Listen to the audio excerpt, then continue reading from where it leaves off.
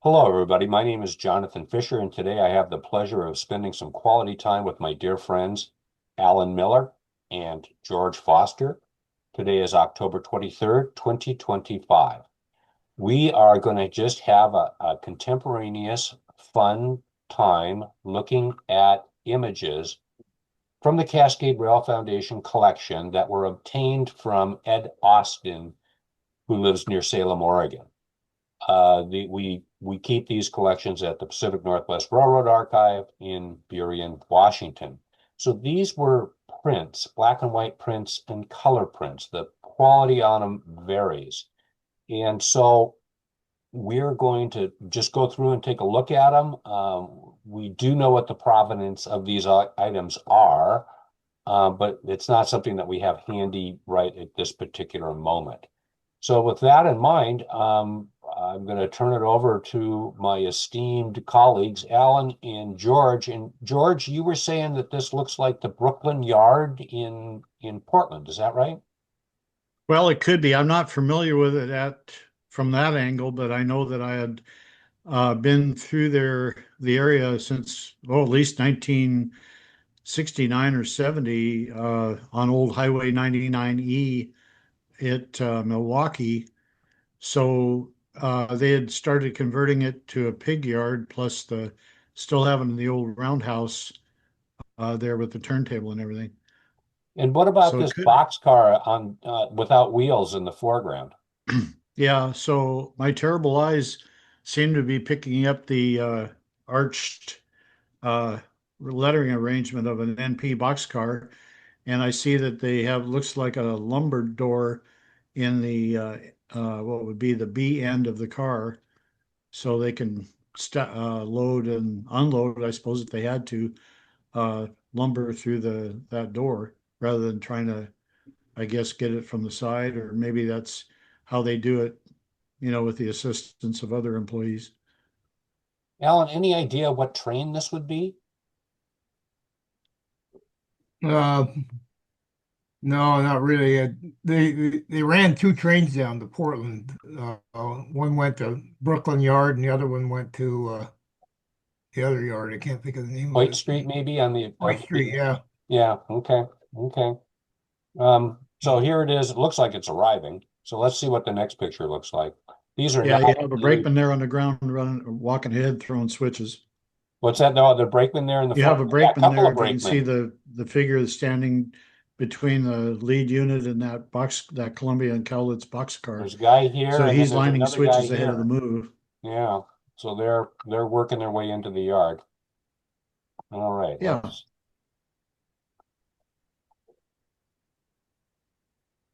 our 5057 is going to look bright and shiny like that one of these days too, guys. Ooh, look at that. I think this must be in the BN yard in Portland. I'm just guessing. Yeah, I think that's Hoyt Street. They have a turntable there, and uh, yeah, in fact, it would be when you see that BN switcher Yeah, in there's the a little first door switcher stuck in the way. barn. So Yeah, and then you have the companion to the well, two companions to the 5057. so then this must be a train going the other way out of Portland, or is this coming into Portland still, or do we know? Yeah, I don't know north from south down there. I never really explored that area. Yeah, okay. Well, we'll move on to stuff we know here. And this is, not a great photo, but looks like it's going underneath I-5. So this must be coming out of Brooklyn, and you can see, Alan, your favorite unit Yeah, I'm there, trying to figure out where that's bicentennial. at. It's not in. It doesn't look to be in Vancouver because Vancouver's uh, too tight to the main line there and all that. But it looks like it's on the river. That may be coming north out of the Hoyt Street and Gowls Lake area, headed for the Willamette River Bridge. Okay, and just a note down here in the foreground, here's a guy with a bedroll. So even back in the Milwaukee Road days, we had campers in Oh, yeah. Portland. Okay. Yeah, this, What's that bridge here in the background? That's some kind of landmark, isn't it? yeah, I'm trying to figure out what we got here. Maybe Lake Yard? Yeah, Gals Lake or Lake Yard. There's the 156 behind the lead unit. Yeah, here's the color version of the same photo 2 photos ago, looks like. And Oh, you can see some that first car would have been interchange off SP, probably from Van Nuys, California, going to Kent. yeah. Kind of interesting. One loaded auto rack. Looks like, let's see if I can zoom in on these things. Those sh are those Chevys? Yeah, it's all U-boats, no sea boats, Oh, look like. yeah, all There you big go. ones. Yeah. Load of autos So for it's some West kind of Siding. GM products. What's that, Alan? I say a load of autos for West Siding. Yeah, yeah, And you can see the switch stand there with a high lantern. right, Yeah. right there. Yeah. So here we have a trio, it looks like of GP35s, and I'm guessing now we must be over on the Washington side somewhere, or not. Okay, I'm still looking at the photo with the GEs. Those It's a 6005 is the lead unit. That's a U30B Yeah, and maybe another U30B facing backwards, and then a looks like it's probably a GP. Well, wait a minute. No, that's a another U-boat unit. yeah, a couple of GEs. So I've advanced it to the next photo, which is the of Milwaukee Road 1505. So let me know when that. Yeah, there we go. There you go. Where are Boy, we they're headed looking toward? good. They just been through the paint shop. Yeah, I mean that looks shiny compared to its companions. Nice clean one on the leader. Yeah, this is a Vancouver. It is. Okay, is this Vancouver Junction? Yeah, I know that because that's the curve there that we had to crawl across the bridge, make sure we had a signal to go north, and also to pick up orders from the operator at the depot. Okay. I'm going to go to the next image. Let me know when it pops up. This looks like Vancouver. Yep. Yeah, I would say so. Yeah, 6008, 15 there. Okay. 6006. That's probably, yeah, probably a similar one. I And got that's a picture the of the depot, isn't it? 6000. Right at the Y? Yeah, the depot is mounted basically right in the center of the Y. And I've got a photo of the 6006 with what I used to call its pants down there at Tide Flats Yard being worked on. There you go. Yeah, Gary Pember, who will be one of our guests one of these days, was talking about working in the Tacoma shop That would be on the good. I haven't 5057. seen Gary for a long time. Yeah, so he's in Yeah, the so wings. two U30Bs. Heading north, isn't it? Yes, Okay, all right. Wonder where that's at. these look like like sometime in the early to mid 70s to me. Yeah, I just moved on to the next image, which is a black and white image with the 5503 on the point. Has that popped up for you guys yet? Yep, That's we kind know of an where that's iconic at. photo, isn't it? You know, with the I don't see mine in, wait a minute. No, mine's not in there. It's the 5504 and the 5503. So I don't think There that's, we go. That's definitely Vancouver, as it says. yeah. And friendly brakeman. Yeah, yeah. Nice 4 unit lash up of U-boats. Yeah, mine's not in there. It's the 5503 and the 5504. And the other ones look like maybe U30Bs. So, Yeah, 5500s were U28Bs, and depending on which renumbering era you were in. Looks like we must be waiting for Amtrak. I see a bunch of people standing out on the platform. Yeah, probably is. That looks to be it's hard to tell there. It's kind of flat light, but it could be an early afternoon shot. They might be, well, who knows? I don't know that they'd run it ahead of 14, but you never know. Or This they're waiting clunker? for, Yeah, I don't know. They'd run this ahead of 14. Yeah. or else they're waiting for 11. Oh, could be. Yeah, Yep. could be 11 on the way down. Yeah, because this looks like early afternoon northbound through Vancouver. Yeah. Okay, let's go to the next one. Ooh, that's good. That's a good shot. Got the bridge, got the lawn, the roses are in Yeah. bloom. Columbia draw. Is that it? Columbia Draw? Is that what you guys call it? Yeah. We always had to call them to make sure they had us lined up. Even if we had a signal already, I always called them. What would you what call the operator at Vancouver or the Oh, dispatcher? the bridge Oh, tender. So it'd be like UP, 3500 south to Columbia Draw coming at you on Main 1. Okay, you're lined up, even if we had the signal. well, you don't want anything to go haywire on the bridge. Well, not only that, there was a case where, even though it wasn't the operator's fault at the Willamette Draw, Alan might remember this. There was a BN train going to like Lake Yard or whatever. It was headed south, and it was so foggy they missed the signal. They thought they had a clear signal, and it went right over into the water, and both the engineer and head brakeman were drowned. Yeah, units went right off. Yeah, I remember hearing about that one. Yeah, that was a big deal, Oh not man, only yeah, because of the people loss of jumping up and life. down about that. Yeah, Yeah, that was terrible. that was terrible. Oh my gosh. Yeah, Well, I remember when the Milwaukee conductor Dick Shreves put a car through the draw there at Cosmopolis too. Yeah,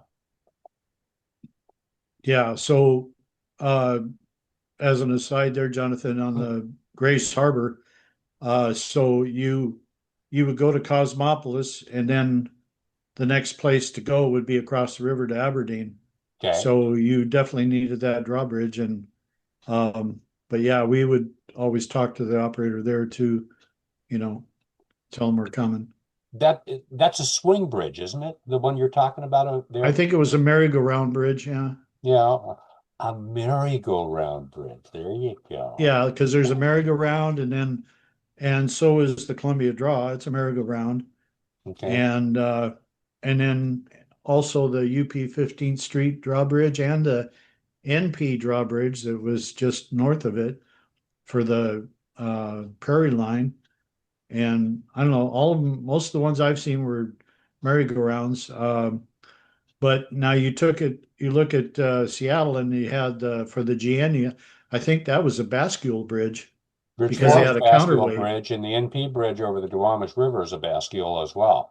Yeah, The advantage of those was there was no vertical height restriction. And when that bridge was built at Bridge 4, they still had tall ships going through there that needed yeah. clearance. Well, And you my had first, us, oh, go ahead. Sorry. Yeah, go Go ahead. ahead, well, Alan. I was just going to say my first job on Burlington Northern was Bridge 10 there at Delta Junction in Everett. That was Really? a swing bridge. That's a swinger, yeah. And Yeah. then it also had an Armstrong interlocking in there. You had to control switches up at the Delta Yard there for the Y and stuff. Yeah, just think of all those years sitting next to that craft mill. Yeah. Oh boy, it would get pretty hard to breathe there at night when the uh, humidity or Started getting foggy. Yeah. yeah, you had the low point pressure there that was keeping everything down on the river, Yeah. and man, you had that sulfur in your lungs all night. Oh, yeah. So you were Ugh. working third trick then, or And third then time? that bridge had easer bars that would hang up on you. And so you had, while it was open, you had to go out and climb down a short ladder off the end of it and manually flip the easer bars. And I thought, boy, if you fell off that ladder into the river, That'd be the end of you. and Yeah. the bridge would be halfway open. Nobody could get out on the bridge No or one could get out on the bridge. Oh yeah, it could. Thankfully, I Got a don't think it rowboat. ever happened, but yeah. Okay, let's go on to the next image, which is a continuation of the one we just saw. oh yeah, the head end now the rear, getting his orders. Yeah, I was going to say, it looks like looks, You had two guys there. They better not miss those orders. there you Yeah, go. I'm still seeing the old image. Oh, there we go. Yeah, Oh, keep me wow. posted as these advance or don't advance, because want to make sure we're all looking at the same thing at the same time. Right. Yeah, that's a good deal. So somebody there could Hmm. definitely catch the orders, whether it was sometimes like with these guys, the conductor's probably sitting in the bay window there, and he could pick up the orders, and then the guy leaning out, he could probably drop a list if they had to, or what they call a ticket. You know how that goes, Alan. The Yeah. conductors would drop a ticket to tell the Yeah. operator, What they call the soup ticket. Yeah, they're little. yeah, loads Right. What are these empties, things? Tell tons, me. tickets. Soup ticket. Yeah, yeah. Yeah, So like it was a probably little like in it was a little impression days. form that showed the loads, empties, and tons, and the crew members and the engine number on there, and that Yep. you'd give it to the dispatcher when you OS the train. Okay. Yeah, I got the same thing at Black River. Okay. I was Yeah. just up, you guys know, I was just up on the White Pass, and the conductors there said they had 2 miles to collect a ticket from every single passenger on the train. So they'd have two conductors. One would work the first 10 cars of the train, and the second one would work the second 10 cars of the train. And then they would put these all in mail sacks and throw them off the train when they got to the cemetery, which is about 2 miles out of town. And then they would take those back to the ticket office, and that's what they used to bill the cruise ships. So, anyway, One of the tricks they use with the soup tickets is they tear off a little piece of the lead off of a torpedo and crimp it on the soup ticket so it wouldn't fly away when they threw it off. And oh, Yeah, our when I was guys out do on something Bridge 10 similar. one time, he threw the soup ticket off and it went down into the Snohomish River. So, yeah, George, you have something more on soup tickets there? Yeah, so they'd throw off soup tickets at Black River. They wouldn't do it at Argo, if I remember right, but at Black River. And I'm trying to remember uh, if the Milwaukee did that at Black River, going if they were going west or east, really. Um, if they did reported anything to us as far as loads, empties, and tons, it probably would have been over the radio. And one thing I think they did also eastbound out of Black River was after they got their train together and left the yard there, they would say, "Well, we're about 140 cars long." You know, that would give the dispatcher some kind of idea what he was going to be handling over the over the pass and everything like that. Well, figuring Guys out like where to meet Dan, people. Yeah. yeah, guys like Dan Steinhoff, because Dan worked the east side a lot. Maple Valley to well, I think eventually he was over all the way over to what, Avery or somewhere like that, Could be. Yeah. or not Avery, but St. Mary's. I think he Okay. he went that far. Yeah, We're going to move on to the next image. you bet. Oh, Still in Vancouver. yeah, that's the SG-1. That must be the slug set out of Tacoma. yeah, with what they called the Twinkie there. Yeah, The Twinkie. Oh my. yeah, looks like a Twinkie with trucks. Yeah, it does look like a Twinkie. I can see why they call it that. And then we can see that iconic Great Northern boxcar. Yeah, with Rocky on it. Yeah, and it Yeah, has, there was a lot of graffiti that would get applied to Rocky. I So, told you about that, right? Yeah, yeah, well, people would yeah, add things. Yeah. yeah, a lot of talented artists in the early days. Artist with sort of a gutter of an imagination. Yeah. Yeah. So yeah, it looks like a guy's hopping back into the cab. So and then you can see the operator right here Yeah, so they, with the hoop. yeah, so he just hooped it up to that guy that's walking across the front platform of the engine. And so With his everybody's on their timetable in merry his way. pocket, with his This is employee interesting because timetable there's sticking another out of his guy back standing right pocket there. here. Go ahead, Alan. I'm sorry. I say he's got his employee timetable sticking out of his back pocket there. The Oh break. yeah. Yeah, Yeah, a lot of guys wearing the overhauls, and they have the timetable in their back pocket for quick reference. we are. That, Yeah. yeah. Heading north. This must look like kind of like spring to me because you know the rose bushes are all kind of barren over here. So Yeah, just getting started probably around March, something like yeah. Yeah, that. I can see the dandelions are coming up there. Oh, there are a few. So it's just yeah, it's early. Yeah, it's just early in the year, and that it actually looks a little better under cloudy skies. Otherwise, the sun would be kind of would sun angle wouldn't be so great. And here's that loaded auto rack of cars coming out of Van Nuys. So this must be the I don't And so those are full-size cars, so they're probably something like Pontiac Bonnevilles or Chevy Impalas or what was the Olds 98s and stuff like yeah, that. 98. Yeah. So all right, here we move on to the next image. Where are we, Alan? Any idea? Oh, that's definitely Milwaukee track. So Oh yeah. somewhere Mhm. south of Tacoma between Chehalis and Frederickson, maybe. Yeah. Yeah, I'm getting the idea it's getting near Maytown, but I don't know. GP9 and then some U-boats and it looks like there's like wood chip cars back here. So That could be 965 the or hunk of rail sitting 964, over excuse here. me. Well, it's hard to say which way you're going there, Yeah, but we're not even sure which way this one is going. So no, it wouldn't. I don't think it would be 964 or 5 because I think those went up to Elby, didn't they? Those trains. yeah, Yeah, well, yeah, I mean, But who chip cars knows? Or coming all over. maybe it's coming down towards Frederickson. Who knows? Yeah, we don't know on this one. We'll go yeah. on to the next one. Maybe we'll know more about that one. Oh, Alan, what do we got Oh, here? Ah, Longview Logger Okay. at and Vader. look at the station. Look at the Vader, isn't it? station. That's Vader. I wonder what collection was this from? This is at Austin. This might be an Alfaro photo as far as we know. Well, it's either that or maybe it's a Frank Kobe photo.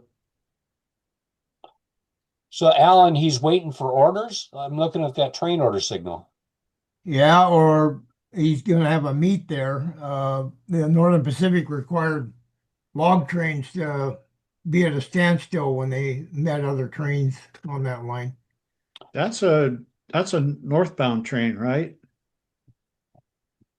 I'm not Because sure.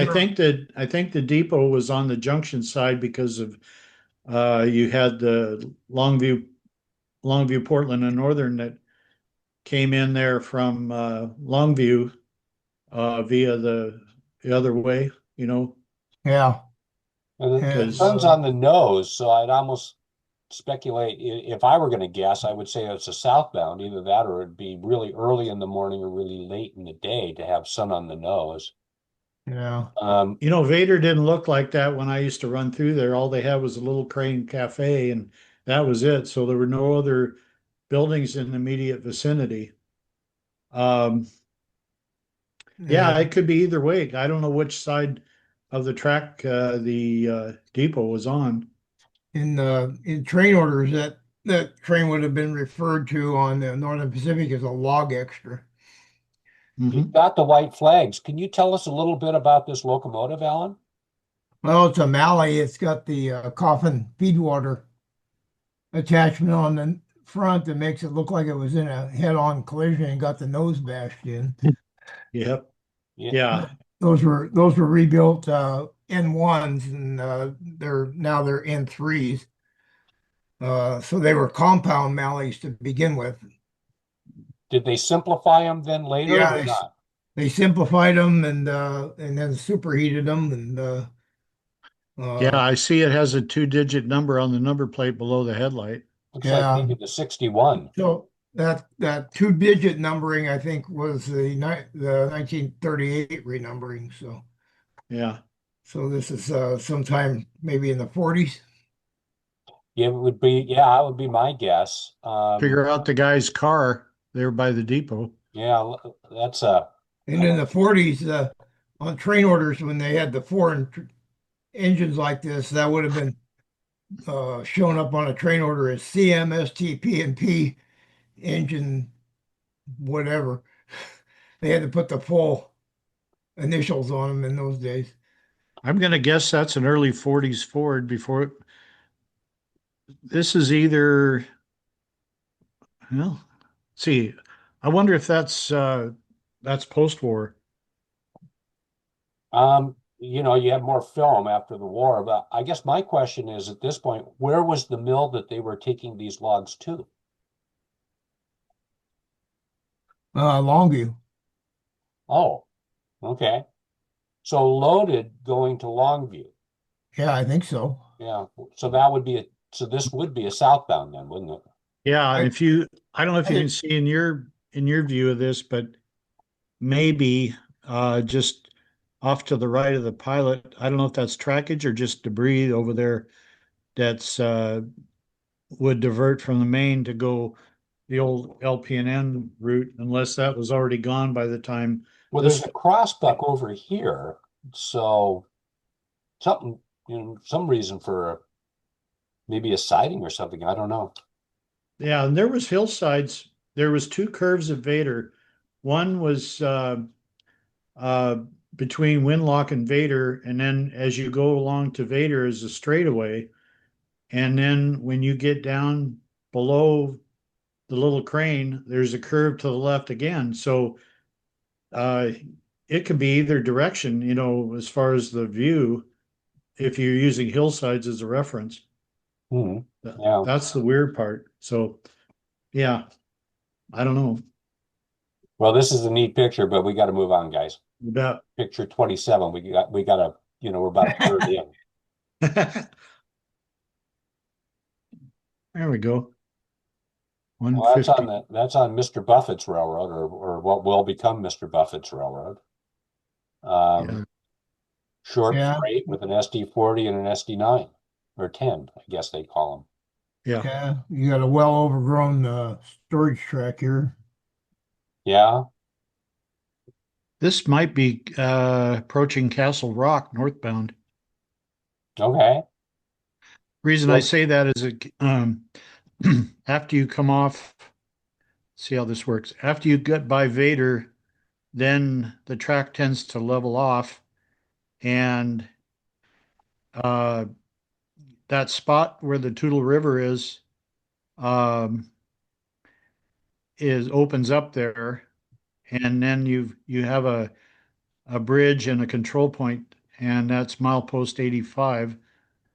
And then you come around a curve, and then along at Castle Rock, the railroad straightens out for another couple of miles before you hit another series of curves to the Ostrander Tunnel. oh, This is okay. southbound I'm talking about. So yeah, this and you're on CTC here because if you're on ABS 251 territory, he'd be running against the current of traffic, and I'm going to guess that you know this is probably post CTC installation. And we know I mean, it looks like he's tooling along. I mean, look at the exhaust boiling out of that SD40-2. Yeah, They're ripping along, little interchange business for the SP, it looks like. So we'll yeah. be I on. think this is, like I said, I think this is a northbound because you see the overgrown spur there, Yeah. right? And I think it's more when you come to Castle Rock, it's more open to the what would be the west side of the main line. Oh, I know where you are. This is right kind of like by the grade crossing, isn't it? Yeah, this is probably short of the grade crossing. Ah, northbound. Yeah, that makes Yeah. sense to me. Okay. All right. Well, let's see what the next image looks like. Chehalis Oh, Junction. Chehalis Junction. Yeah, we all know that one. So, Alan, what's going on with this train? Where is it going? Well, he's coming off of the NP or the Burlington Northern and coming on the Milwaukee trackage to go to Chehalis. So this is Well, this a is a Tacoma bound train. Tacoma-bound train going northbound. Yep. Yeah. Probably Okay. 900. The the track you see going across the Yeah. photo Yeah, I was wondering is about that. goes over to the Three Seas connection. Oh, what was it? Yes. Chehalis. Well, Columbia Shales and Cowlitz There or you go. There something you like go. that. Yep. Yeah. And Yep. also off to the left out of the photo would be the operator's shack there at Shales Junction. That Yeah, was a there's like a little bungalow right that was a there. little Milwaukee interlocking there. Yeah. Once again, the rule is the junior road arriving at the junction is the one that has to have the shack and maintain the junction and all that stuff. But the wages of those employees are still divvied up between the three, whatever, how many railroads share the plant. Yeah. And Yeah. then that's Interstate 5 over the How did you track. know that was the next question I was going to ask? Yeah, that was my next question. So, Well, it's all about all that's left, unless you yeah. want to know the weight of the rail. Yeah. Yeah, well, it looks like there are a few hunks of rail. Someone's been swapping some out. So this would be just south of downtown Chehalis, right when the railroad goes underneath the freeway. So, Yep. Yeah. okay. Like in, was it Virtual Rail Fan? You can see way, way down there. Yeah, Yeah. yeah, VR. Yeah, or actually, now our friend Robert is Steel Highways, so we don't want to use Yeah. Yeah. VR. We want to make sure that we emphasize Steel Highways because Works for me. superior network by There far. you go. There you go. Our plug, Robert. So, and then this is just a continuation of that train, isn't it? Yeah, just looking the other way now. We're looking towards Chehalis. Okay, okay. And then is this, I don't know if you guys could see my arrow, but this back here, is that the freeway again? Yeah, because it curves around like this, Jonathan. Okay. Going north and it goes to your right. Yeah, And then you get to see the Hamilton Farms sign and all the indignation that they have on that. the tribe bought that property, so the Yeah, sign's coming down, apparently, they that's said. right. It's all gone, or Yeah, supposedly so gone. moving on. So That car is one of the Milwaukee Road's 100-ton ship cars. Yeah, those are nice. looks new in this picture. It's built by Walthers, isn't it? Well, maybe the model. I'm not sure Walter's. There you go. But yeah, the same style as UP and BN Yeah, BN chip had cars, and pretty NP much. had some of these too. I Between the U-33Cs and these 100-ton ship cars, that's what ruined the Everline. just too much weight. Well, Too, Bellingham too too. much weight. Too Cecil much weight. Gilhart tried to tell him that, the roadmaster, and they wouldn't listen to him. So No, I know. Still got the old traditional ACI scanning panel on there, yeah, Yep. you know? That took a lot of years before those were gone. Yeah. All right, let's see what's next. Oh, Alan, yeah, Chehalis Depot. what I've year is never this seen based those on the cars, photos. guys? Yeah, it looks like a DeSoto there. I was going to ask you that. Yeah, I was About thinking a this there. 57 or 58 DeSoto. And it looks like it's got twin headlights, maybe. Yeah, I've Yeah, Depo's never not looking seen, too good. no, it's not. And I've never seen a photo of the Milwaukee presence there except the little, um, what is it, the little yard shack they had there or the operator's shack We'll well, see yeah, that that in a was minute. that was later. the portable replacement depot for this. This depot was, I think it was raised in 1964. They got rid of it and replaced Yeah. it with that little portable building that the Chehalis Centralia Railroad has that now for their depot. I And love Yeah, I love the old CMST P&P Herald that's on the sign. I used to have that Herald, and I sold it to Ken Seacrest. He's got it now over in Oh, Montana. okay. That's my favorite Isn't he in Milwaukee Herald. Kalispell or Columbia Falls or something? Yeah, it was a porcelain Herald, Wow. Ooh, and when they uh, opened the new little portable depot, they put that sign on the end of it. And Jerry Bretschneider was an operator there, and he acquired that sign when they swapped it out for a modern the Milwaukee Road logo on there, and then he gave it to me when he was moving back east, and then I passed it on to Ken Seacrest. Yeah, And Brett Schneider's a name we hear up in Cedar Falls too, you guys, right? oh yeah, Yeah. yeah, yeah, So, Andy was his dad, and Ellen knows that, but yeah, Andy was his dad, and I remember several times when I'd be down at Black River on day shift, Andy would roll up with the motor car and come in and want to line up or something like that, and a BS session. It was great. and tell me a this little bit, when was this depot built, Alan, and what was kind of the history of it before we move on from the structure? well, the depot was built in 1914 for the Puget Sound and Willapa Harbor Railroad. There was another one in Centralia that looked just like it, and the Raymond Depot looked just like this. Oh, And also the depot at Ellensburg. And this style of depot is known as a Morton Grove depot because the first one was built in Morton Grove, Illinois. I like the overhang there. Yeah, yeah, the portico. Yeah, that's very stylish with the columns and Yes, yeah, multiple columns on the column. yeah. Kind of rough yeah. shape, broken windows, So as boarded far up. as I know, none of these Morton Grove style ones still exist. Yeah, well, and you said what, 1965 on this one?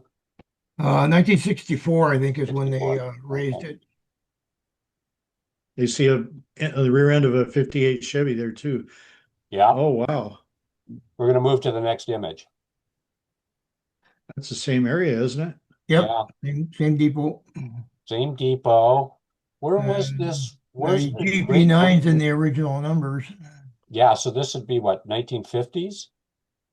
Yeah. Yeah, it'd be before 1959. I think that's when they renumbered them. Yep. Where's the BN from here? Which side? I'm lost. I think they're to the left, but I'm not positive on that. Yeah, I think they are too, but that's an opinion. So, Yeah. and it's hard to tell and you get further over in the photo there, it kind of fades out, but there might be something there like a pole line or something way over there to the Yeah, edge. yeah. Well, we'll keep. I think we got a couple more of these photos to look at. So let's. Yeah, here's a close up. Here, there's that car for you, George. Yeah, Yeah, yeah. That's a Bel Air or a Biscayne. He's only got two taillights on each side. Yeah, And the that original license DeSoto, plates. yeah, the are those the well, I don't know. I was looking at I remember as a kid we had the green Washington plates I remember and those then too. This about doesn't look like a green 63. plate though. Yeah. I'm So, gonna guess this is probably around 63 when the white ones came out. that would be a good way to reference this yeah. So shortly before it was torn down. yeah. Yep. Okay, on we go. Ooh, 57 Ford Yeah, with and the you can see Continental the kit. plate. It says Wash 63 on it. Yep. So yeah, so that gives us a date, and we can see the Yeah, DeSoto behind us. So these pictures must have all been taken roughly the same day. That's we're very near to the end of this depot's life. Yeah, that's a great rendition of the Herald on that view. yeah, this is quite a cool photo. Let's keep moving. I wonder if these were taken in for modeling purposes because it looks like you're seeing everything that on every side unless maybe they got the other end also, I hope. Well, hopefully some modeler someday will want to build a N-scale version of this. So let's keep rolling. Maybe Here's the John new one, Dornfeld Alan. already has. Yeah, Oh, here's Yeah, the new. this is the replacement depot, and I think I read or heard somewhere that they brought this down from Morton someplace. It's not a standard Class D depot. The window placement isn't right, so it's like a bunkhouse or something that was converted into a depot. There's just a number of interesting features about this. First, it doesn't have a herald on it yet, which we'll see. Then I'm looking at this electrical connection, and that's kind of a squirrely deal. Looks like they didn't have enough wires. Yeah, it's kind of funny.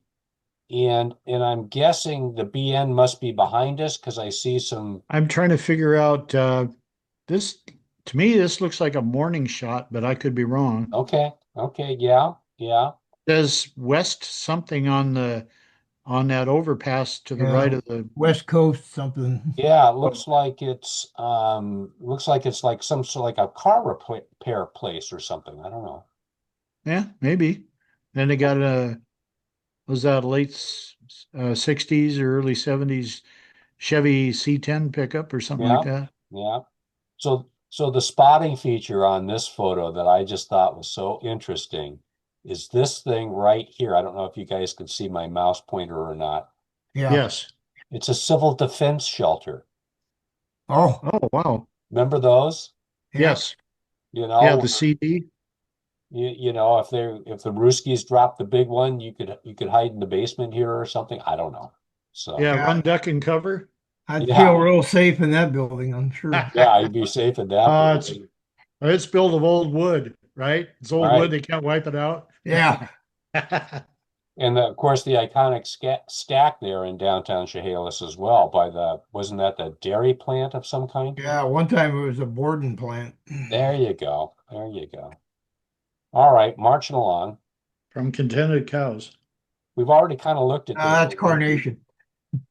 Yeah, from Yeah, I know. Contented Oh, Cows yeah. Carnation. That's right, not Borden's. I don't know how contented the boarding cows were. I think they were. Oh, what was the Wasn't what it was the word Elsie one? was the Borden cow?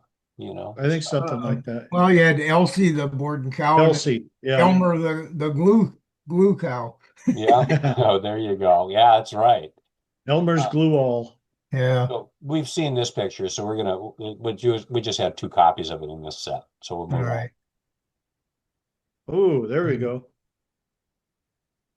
Yeah. That could very well be Jerry Britzschneider hooping up there. Oh, okay. Let me see if I can zoom in a little bit. Pretty hard to see what the Yeah, I'm just going by his build there, but Yeah, and that's definitely west of or try again, east of the main line. You're looking north. north, I believe so. because this is the overpass right there.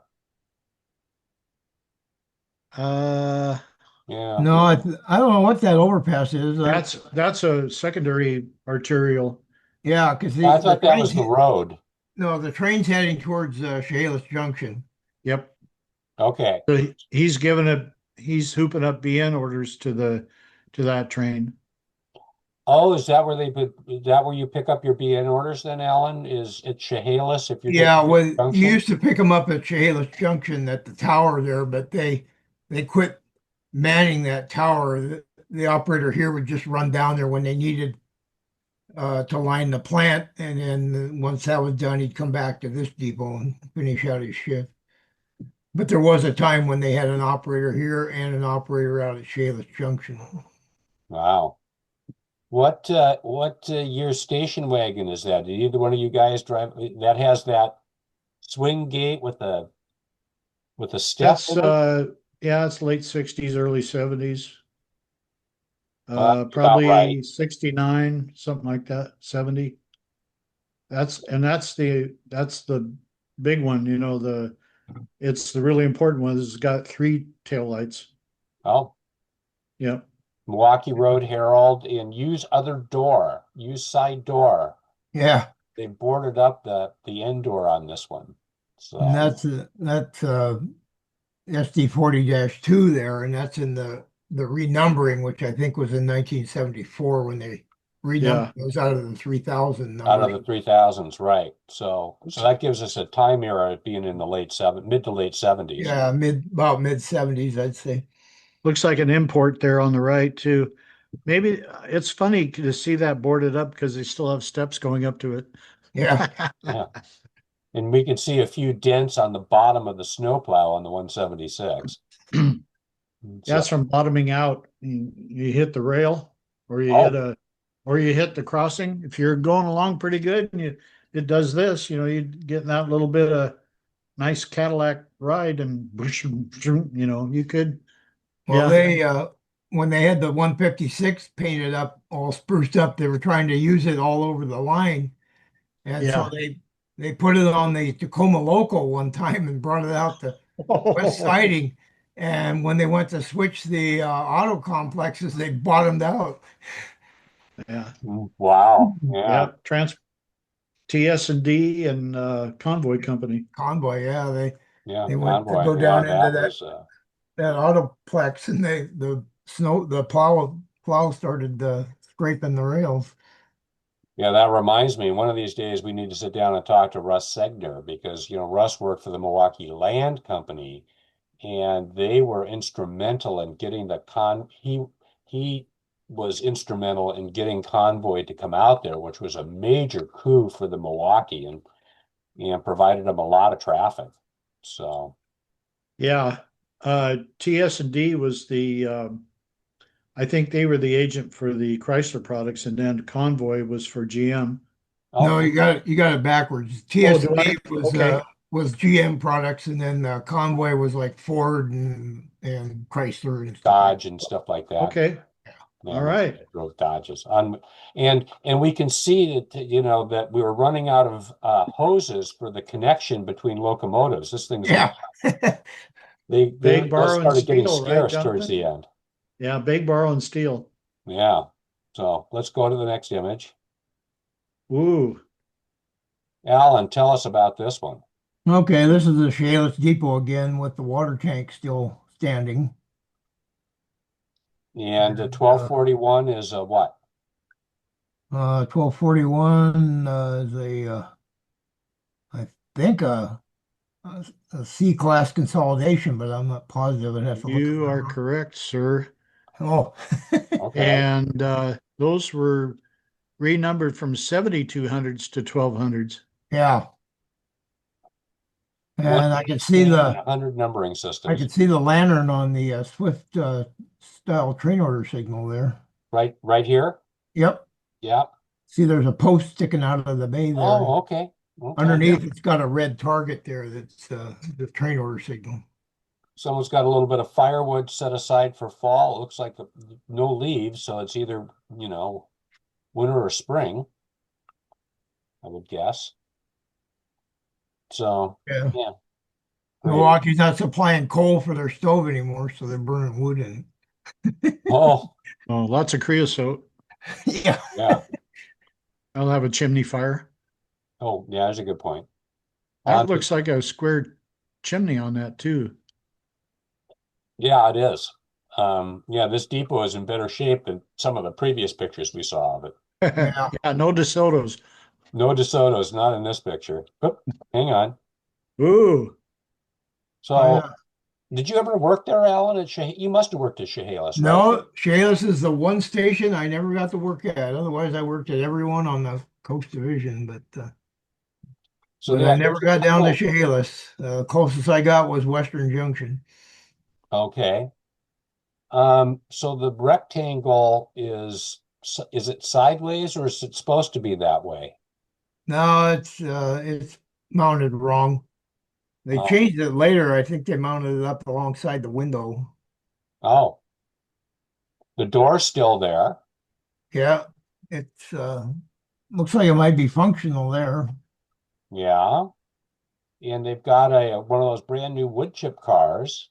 Yeah. loaded to capacity there. Yeah, loaded to capacity. And then, George, what is this? Like about a 72 Chevy pickup? Yeah, like I said, 67 to 72 was that body style, and that warehouse or whatever's behind there. I don't know whose that is, but I know right along that whole line of warehouses and stuff alongside the BN was, remember I used to talk about National Fruit. So they're right in that general area. Okay. Yeah, Yeah. where the cameras are now. So then Yeah. here's the electrical, and that looks okay. So this over here must be like a telephone or something then, right? Uh, yeah, it might be. Yeah, okay. Yeah. So you got depot power coming in from the right, and then you got uh your telegraph Communication. connection from the other way. Yeah. So you can listen to Red. Yeah. He had a he had a good speaking voice like you do, Jonathan. You'd Oh, like Red. Red was a great guy. Yeah. who was he? I don't know. Red Melior, he was a train dispatcher up in Oh, Tacoma for the Milwaukee. He oh, came out here from Lines East as a train master. That's when I first met him. Yeah. I went up and saw him a couple times at the freight house there. Yeah, I used to go visit him on his shift on my days off, Yeah. and they were initiating the CTC on the joint line. So they were closing Tacoma Junction, and now they were going to open a train order office in Tide Flats Yard and one up at the relay office on D Street. And so Red asked me what I would suggest for names for those two train order offices, and I said, well, the yard I would call it Tide Flats. That's what they used to call it when they copied orders there years ago. And then I says, this would be like D Street, I think, but then people might think it's a tower or something. And they actually did take I don't know, they took my suggestion, but they did name it D Street for a while, but then it became Tacoma out of the relay office. And then Tide Flats, man, those, they qualified some clerks down there on train orders and they didn't know anything about how to do them. I have sets of orders from there that one order will say Tacoma, one order will say Tide Flats, and another order will say Tide Flats Yard on it. So they just put any location on there, whoever was on shift at the time they copied them.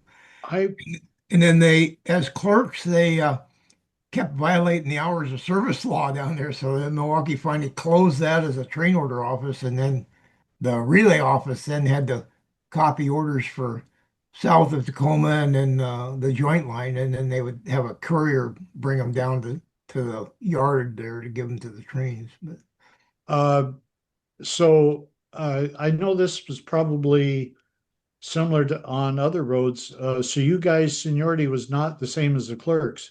You were telegraphers, we not were separate until about 1974 or five, and then they merged us with the clerks. I And think that was the same way we were on the UP. yeah, and what they Ian had did the is same issue. they adopted the clerks' rules.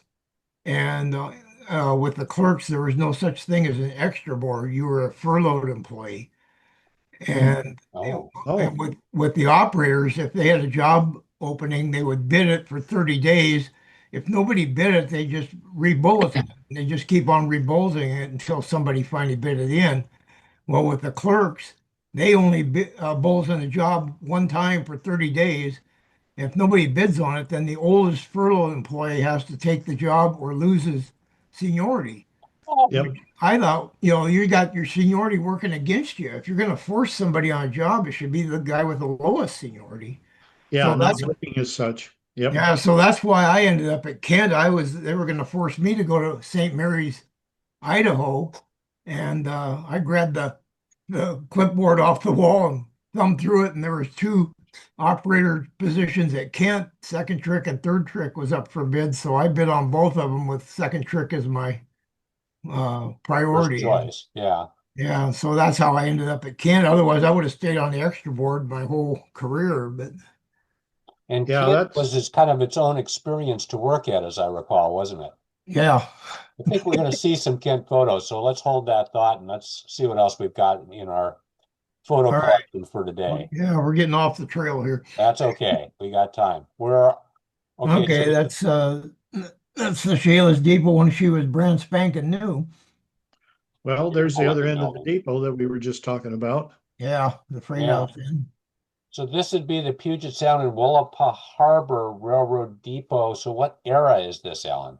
Well, the Milwaukee built it as a subsidiary railroad and it stayed that way until the USRA uh, caused the Milwaukee to combine all their subsidiaries. So that's when the Tacoma Eastern and the Bellingham and Northern and all of these subsidiary railroads all got rolled into the CM and STP So and that would lost their, be like late in the like 1918, something like that. yeah, well, I think it finally happened around 1919 or Okay. so. Okay. And so they all lost their individual identities. But yeah, I even have timetables from this railroad that's Puget Sound and Willapa Harbor. And Like a black and white photo. What was the color scheme on this building? well, they were supposed to be the Milwaukee Road colors, but this Oh, looks awfully light, so I don't know yes. Yeah. what they painted this depot. The other ones I've seen on the line are definitely in the orange and maroon and cream and black colors. Looks like a really, This looks like it has the black window frames and doors on it, Yeah. Yeah. I'll give you but that. maybe it's just overexposed and it's just making it look light. But Yeah. it look at should be the, the main body of the depot should be orange, and then the wainscoting under the windows should be maroon.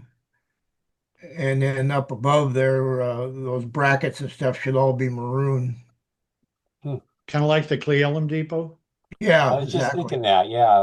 I think that was I would have preferred the two-tone gray myself, but they Yeah, went I saw Sumner that way when I was a kid. really. Uh, And look how denuded the hillsides are behind it, apparently logged off, right? yeah, Yeah. It looks like fairly recent logging activity that's, on it. that's what you call a clear cut there. Yeah. Yeah, Yeah. really Speaking clear. of Sumner, Yeah. Sumner had a safe in the depot that had these initials on it, PS and WH Oh, Railroad. wow. And when I first came there, I was like, "What railroad is that?" And then I finally found out what those initials stood for. But that safe must have came from Raymond or someplace. But Oh, there you go. And they just moved it then. Yeah. yeah, Let's see what else we've got in our presentation for today. Hey, yeah, that looks like the same picture we saw a minute ago. yeah, Look at the lumber, though. Yeah, look at all that lumber. Yeah, yeah, yeah, And there's some nice timbers there in the front. yeah. yeah, Maybe they're yeah. going to move a B&B crew in there and rehab a bridge or something. Yeah, Yep. that was a great shot. Look at That's that. a really good action shot. Good action shot. Yeah, somebody got it right. In a close-up of the Oh, telegrapher's bay, Yeah, she looked a and little rough. This looks like, yeah, the window's broken. So this is that older, the 60s version this of is this building. after it's been closed. The train order signal's been removed there. Yeah, must be like a detail shot for a modeler. Yeah, probably. absolutely. Somewhere, there's a model of this depot in somebody's attic or garage. Yeah. Some grandkids like, what am I going to do with Grandpa's model of this? Yeah. Yeah, Interesting, the wainscoting is vertical siding and the rest of the siding is clapboard. Yeah, horizontal. Yeah. So yeah, that nice. was a kind of a Milwaukee trademark for their depots. Yeah. Oh, very nice detail. So what's the difference between the doors on the left side of the bay and the doors here on the right side of the bay? Is that men's and women's or what? Yeah, they had separate men's and women's waiting rooms Did you? Whoa. and interior bathrooms. You didn't have to go out to the old two-holer. Okay, there you go. Reference in the past. Another picture in the depot. I'm going to kind of move through. We've kind of talked about this depot, but we didn't talk Ooh, about this car. Look at that. that's a 59 Ford. It's Galaxy, isn't it?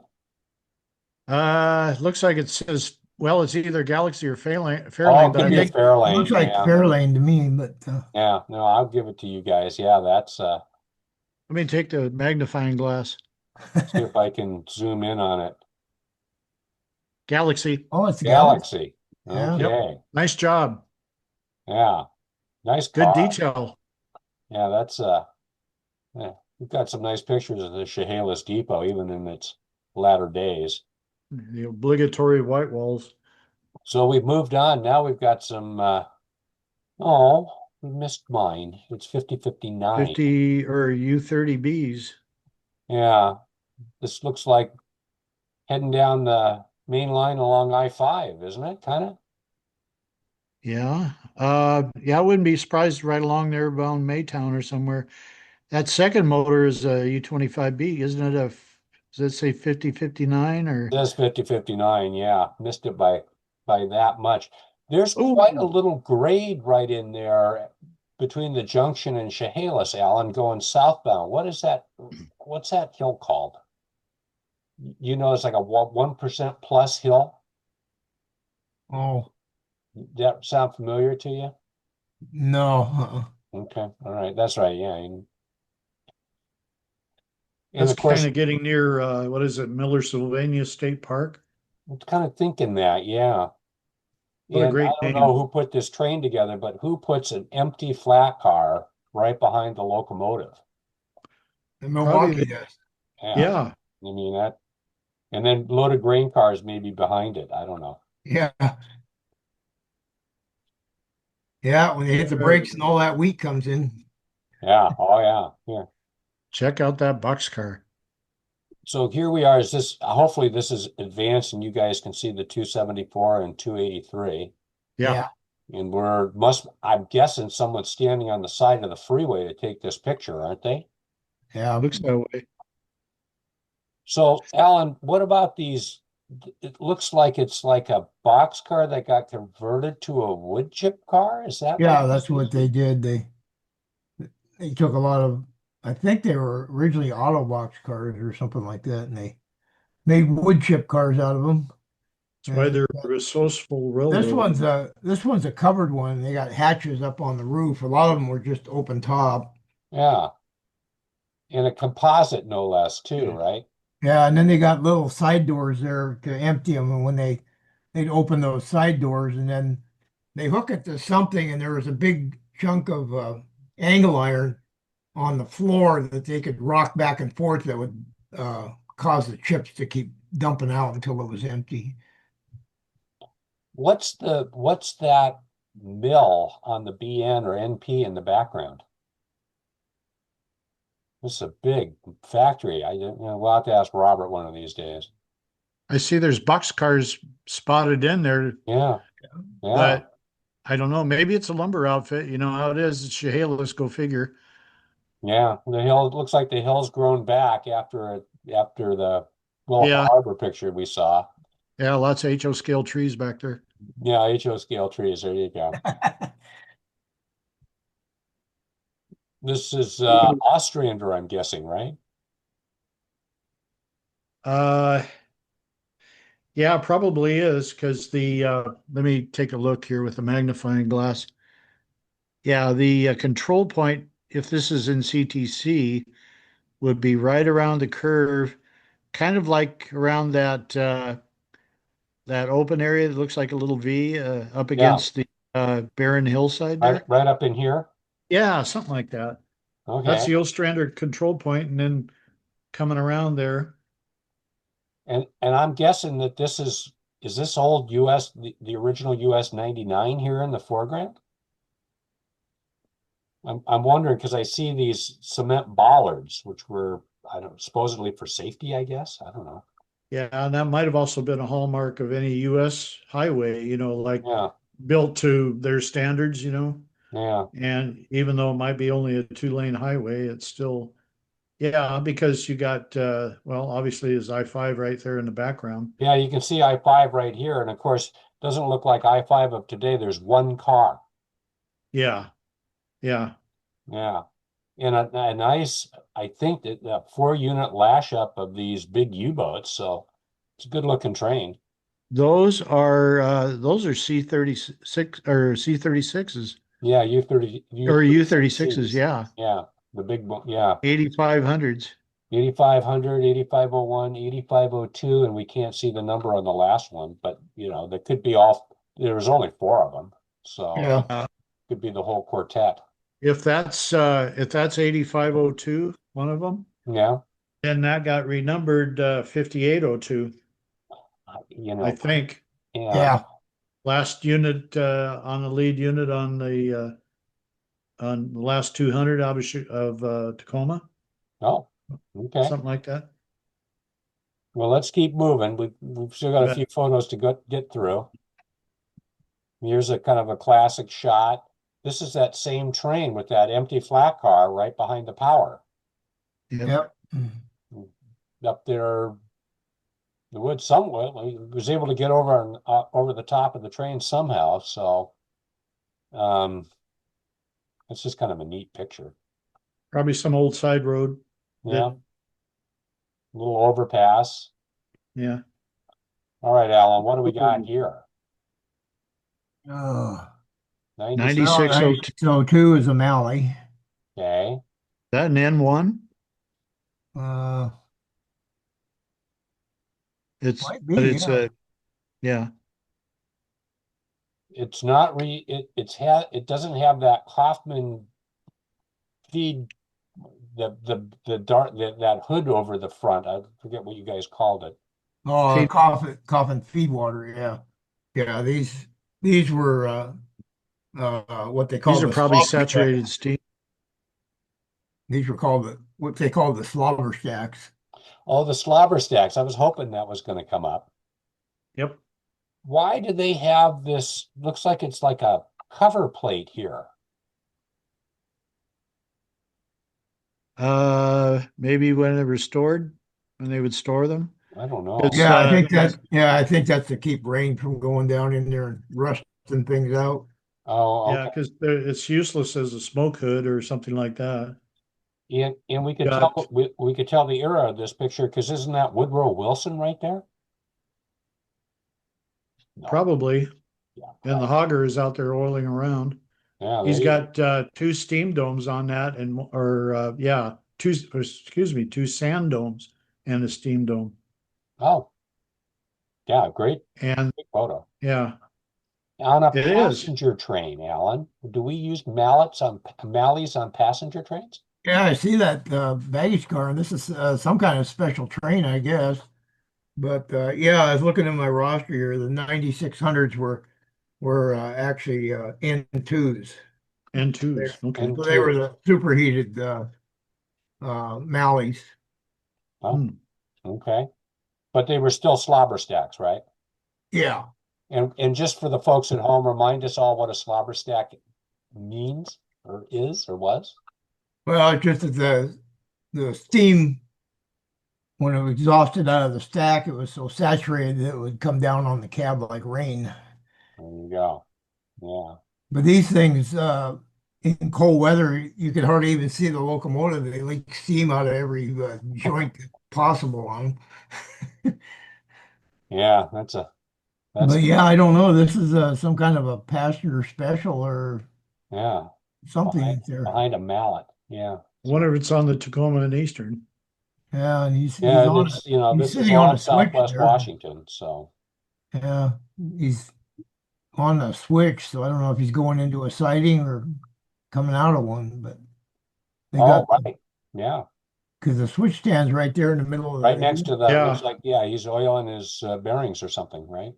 The Yeah. guy with the suit on, I think he just got stopped at Walmart. There you go. Woodrow Wilson, yeah. Yep. Okay, so here's half. We've got two pictures that are going to come up in a row. And this is a drawing of the Rainier Depot, Alan. Yeah, this is the second depot at Rainier. The first one caught fire and burned up, and they rebuilt it almost exactly, except the only difference was on the gable end there, they had shingles. Like here, they're showing shingles in the gable end, right? Yeah, and that tells me that's the second rebuild. The original one had gingerbread like Sumner had around the edge of it. Well, and Oh, you a can little, see, In fact, it's a duplicate of Sumner Depot. It's actually the same plan. and it's HO scale. Yeah, yeah. Uh, Receivers of the CMST&P Railroad to Puget Sound electrified. Let's see what the other image looks like. Here's the other half of it. yeah, Drawn from a drawing, and this must be in the lower right-hand corner, must be the autograph of the person that then drew this illustration for us. yeah. I have the blueprint for the original Oh, depot. okay. It's actually a brown print. The whole thing's brown with white looks let like something lines handsome. on it.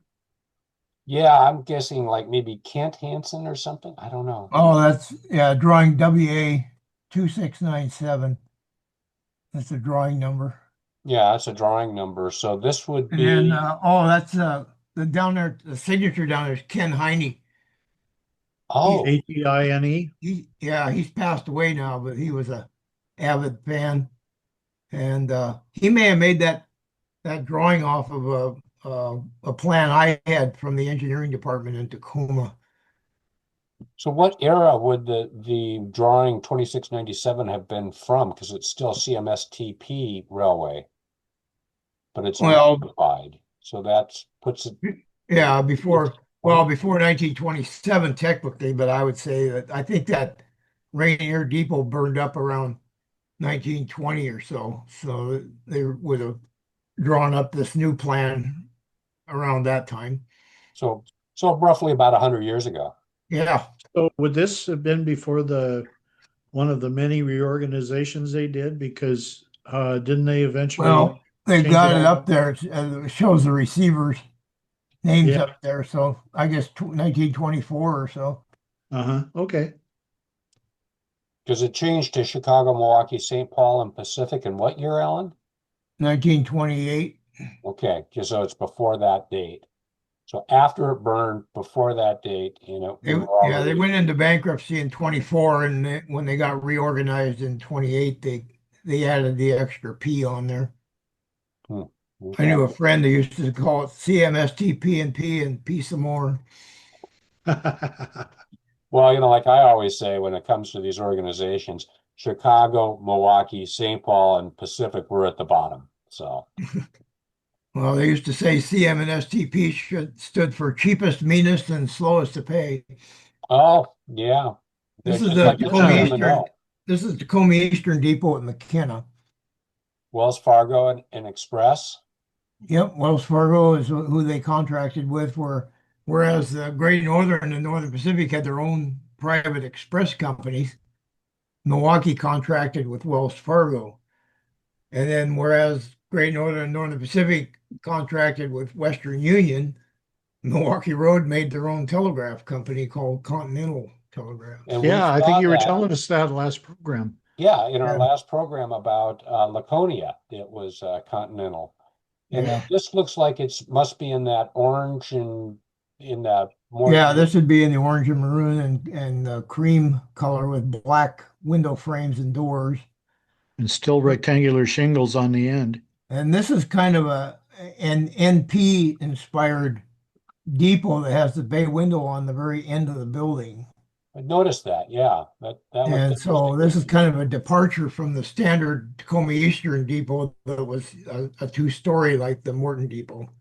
Most of them were that way. The depot at Bismarck was very similar to this design. Bismarck, Washington. We're going to see that depot here in a little bit as Oh, okay. as we march along. All right. Well, keep that design in your mind. There This you is go. the Here's the agent. agent's house. Yeah. Would And that have been Wow. painted in that same paint scheme? it looks like it. Yeah, probably is. Looks like his wife likes flowers. And Yeah. It's kind of a cute looking little place. It's got that little like a rattan bench out here, it looks like almost. yeah. See, because of that depot design, they had to provide a separate living quarters for the agent, whereas with the standard T&E depot, the living quarters is upstairs. Looks like they got window boxes too for the little peonies and stuff like that. Yeah. Yeah, I I'll still be right remember back. Squim, Alan, where we were talking about the depot at Squim, and they said, well, if you paint it, then we'll stay on as the agent. Loveland, Washington. What it's a passenger train. Yeah, somebody posted this and said that they lived in that when it was a depot. Now I can't find any record of Loveland ever being an open office. So this may have been an agency, but it was not a train order office because it's not listed in any timetable. But that's supposedly the depot there in the background. And then this is after the Milwaukee took over the Tacoma Eastern because that engine 4000 is a Milwaukee Road engine. What class or what? I believe it's a 10-wheeler, Oh, a 460, but I'd have to dig in my roster to tell you no, what that's it is. okay. And then in the foreground, it looks like he's got some cans of milk. Yeah, it could be. Yeah. Yeah, a couple of containers of milk going somewhere. So yeah, it looks like a what a bag or RPO it looks like, and a couple of coaches. So Yeah, that was your typical branch light pasture train. okay, we're at a log dump. Why would you spray water on? Let's see, what does this say? It's McKenna. It says. Oh, yeah, this is the big mill at McKenna. This used to be called Salsic Lumber Company, and that's why Frederickson was originally called Salsic Junction. When they built the branch line out to here, it was to serve this mill out here. And then I think later it became McKenna Lumber Company. Why would you spray a log going into water with water? Well, to get mud off of it and dirt probably, Oh, okay. because Yeah. that contributes to dulling the saw. Sure. Well, yeah, that makes total sense. Yeah. Mud and other foreign objects besides the bark, Oh, yeah. I would imagine. Yeah, Yeah. that's a nice caliper on that Douglas fir log there, isn't it? That's a couple of, how many feet across do you think that is? I don't know, about 4 or 5. Yeah. Yeah. Nice big logs all through that log pond. There's some pretty big sticks floating around out there. Yeah, what a jam. Here we go. Next photo. Ooh, This says McKenna. Alan, whose mill? Is this the same mill? Yeah, probably is. Yeah, there was only one there that I know of. And then here is that log dump that we saw in the previous photograph. So, and I always like it when you get trees growing in on these log booms. There's a tree growing out of the log boom. And so is that a sawdust burner? this, That, a teepee burner? Yeah. I don't know. What do you think, Alan? yeah, it probably is. Hmm. Burn the bark, burn all the scrap. Yeah, back in those days, they burned everything up. Yeah. It's probably a good idea. And then The people figured out you could do something with the bark, Going back to that Loveland picture, the engine 4000 was a class G6 460 10-wheeler, and it was Oh, built in January 1909 and renumbered 2700 in 1912. So that picture is somewhere around 1910, 1911. Oh, now that is a helpful spotting feature. 1910, 1911. So just right after the Milwaukee took over. Yeah, Yeah, okay. Seen this one. Seen that one. Now we're in oh, Bismarck, Washington. Now yeah. what is that? These are the Tacoma Eastern shops originally, Oh, and once the Milwaukee Road got out here and took over Tacoma Eastern, they moved all the um, engine servicing and stuff was all done down in Tide Flats yard. So some of the T&E people took over these shops here and created this Nisqually Iron Works. And they used to manufacture what they call turtleback uh, bunks for log cars.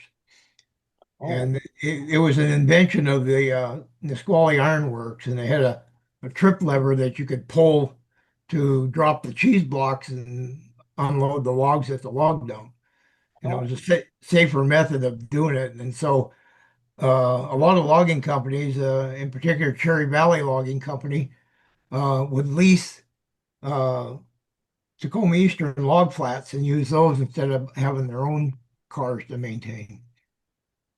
But anyway, this is where those T&E log cars originated from. Where is Bismarck? It's Hillsdale. Oh, They got yeah. I mad wonder at why they renamed it. the Kaiser and renamed it. So yeah, this would be prior to our U.S. involvement in World War One then. Yeah. I guess North Dakota wasn't as angry as Washington State was then. Yeah, they were able to hold their anger in better.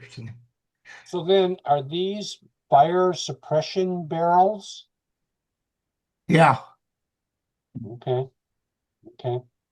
they got that idea from the Northern Pacific. The NP had those on practically every one of their depots at one time. Oh, Look at the cross arms sticking out also with wires on them Yeah, along the front.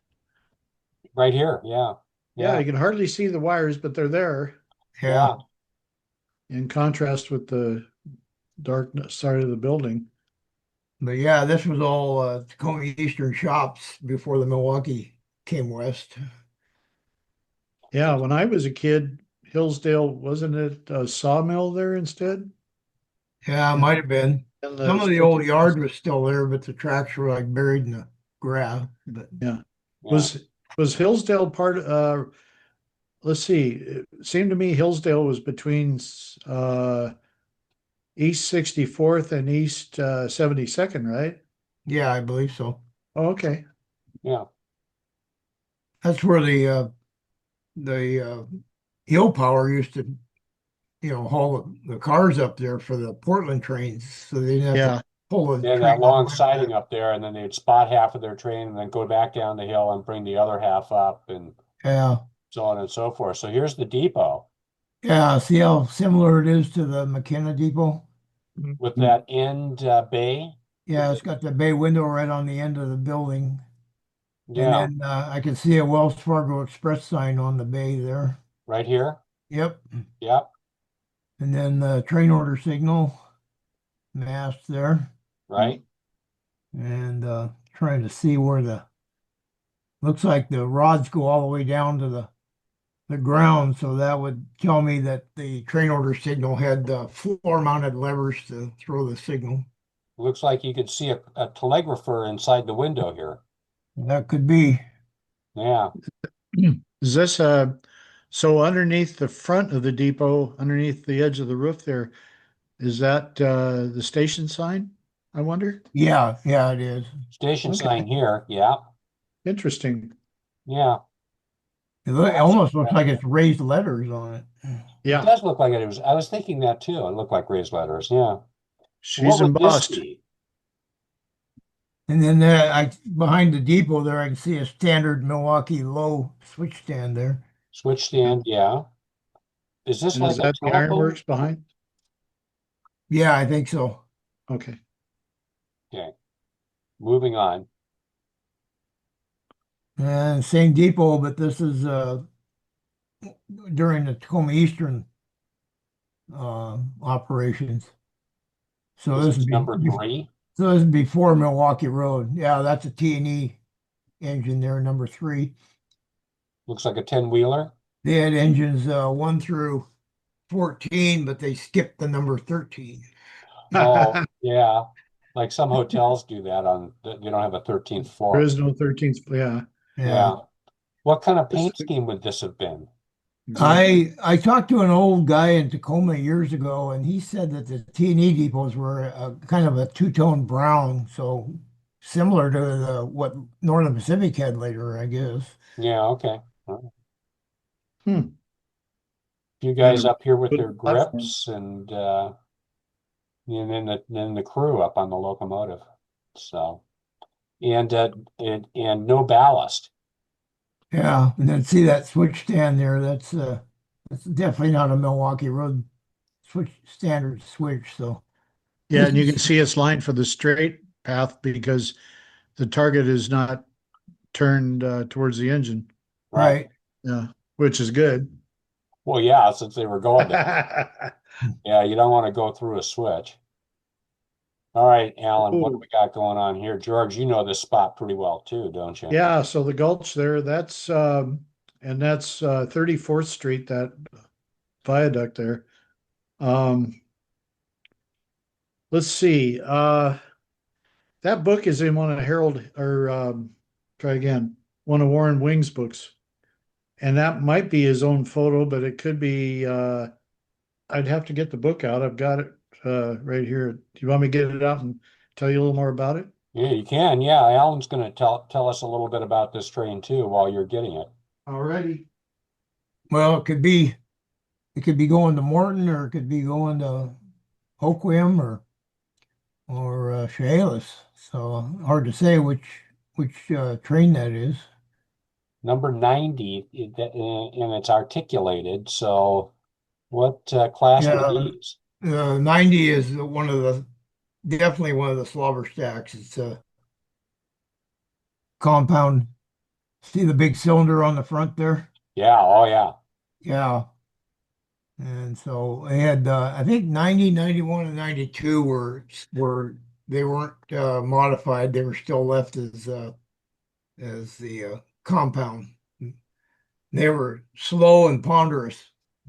So this would be probably like I'm going to guess like a 1940s maybe era photo. Yeah, because that numbering would have been 1937, so it'd be after that. And that viaduct looks to be, sort of like new construction. So it would be, right after that bridge got built, I would think. Yeah, and I think that box on the front of the pilot was like a toolbox that they could keep stuff in. Oh, like Oilers and stuff like Yeah. that, or Yeah. And then they used Malleys on the Everett line, and there was an engineer on that line that would keep a bottle of wine up in the sand dome up there and one time he was climbing Tanner Hill coming up to Cedar Falls and hmm. told the fireman he had to go out and check something on the locomotive. So he went out, and the fireman got curious, so he climbed out his side door and took a peek, and the engineer was standing on that front pilot with a bottle of wine drinking away. And the train was chugging up Tanner Hill there. Oh my, oh And my. then the fireman, he went back in the cab and kept busy, and the engineer finally showed back up there, and he asked him, check out okay? Oh yeah, I got it fixed. So whatever. Back in the day. So did you find anything, George? Yeah, I'm looking. Okay, I have the Milwaukee Road book by West by Wood Yeah, besides the other two, man. So I'm gonna try to look through there a little bit while we have. yeah. Uh, if, th- if we're this is gonna that jump ahead. picture, We've got to. if this is that picture that's in Woods' book, he calls it, this train was going to Morton, and he called it Norton. Oh, yeah. There Yeah, were a few typos in Wood's book, as I recall. yeah. Norton was Ralph Cramden's Next cohort. door neighbor. Yeah, I was going to say worked for the sewer district in New York. Right. Right. Ralphie boy. So let's move on. Alrighty. Here we go. This looks like the 50. Is that right? Would that be a right number? Yeah, Yeah. which is interesting because in some other photos of the 50, it's over at Boville, Idaho. Oh yeah. Yeah. So that's that same viaduct again. I got, I Looks Yeah, got, like, 34th Street. I got some looks like pictures of the spring. 50s. I got some pictures of the 50s stuck in a snowbank at North Bend. Oh, Ooh, so how is this different than the 90 that we just saw a second ago? Uh, these were rebuilt, so they're not compound anymore. They're Oh, these are the simplified. simplified ones. Okay. Yeah, All right. yeah. See I don't know if you can see the front cylinder there, but they don't have that large, They don't have that big, gigantic. oversized, low pressure cylinder on the front. Okay. Another great shot. And then here we are again. George, Yep. you need to pay attention. This is where, like, 64th or something? I assume this is going up the hill out of Tacoma, right? Yeah. he Yeah, must have chased it then. yeah, I'm That guessing. could have been, or 46th Street, maybe, I don't know. Yeah, because he's got the same, he's got a gondola and then that wood box, and he's got that gondola and that wood box in this picture too as he hits a grade crossing. So yeah, Right. and he's got that wig. I think that's a wigwag signal, isn't it, or not? Let me Yeah, it take a might look. be. Might be.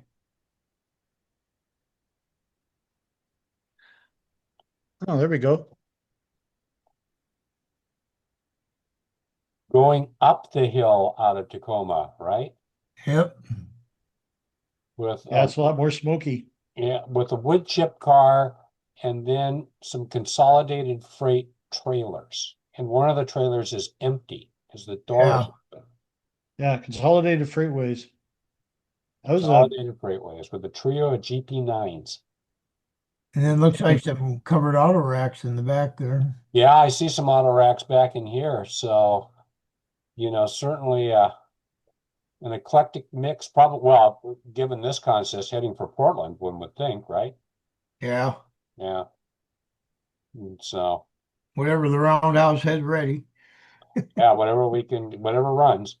give them back to the SP. There's a hill engine. Yep. Yeah, this would be how far out of town? This is not very far out of town, is it? So you have State Highway 7 is on both sides there, the southbound lanes there and the Okay. northbound lanes on the other side of the hill there. See them? Yeah, there. Okay. Yeah, yeah, Okay. Washington 7. Okay. And so that's you remember when you looked at the movies that I shot Yeah. of yeah.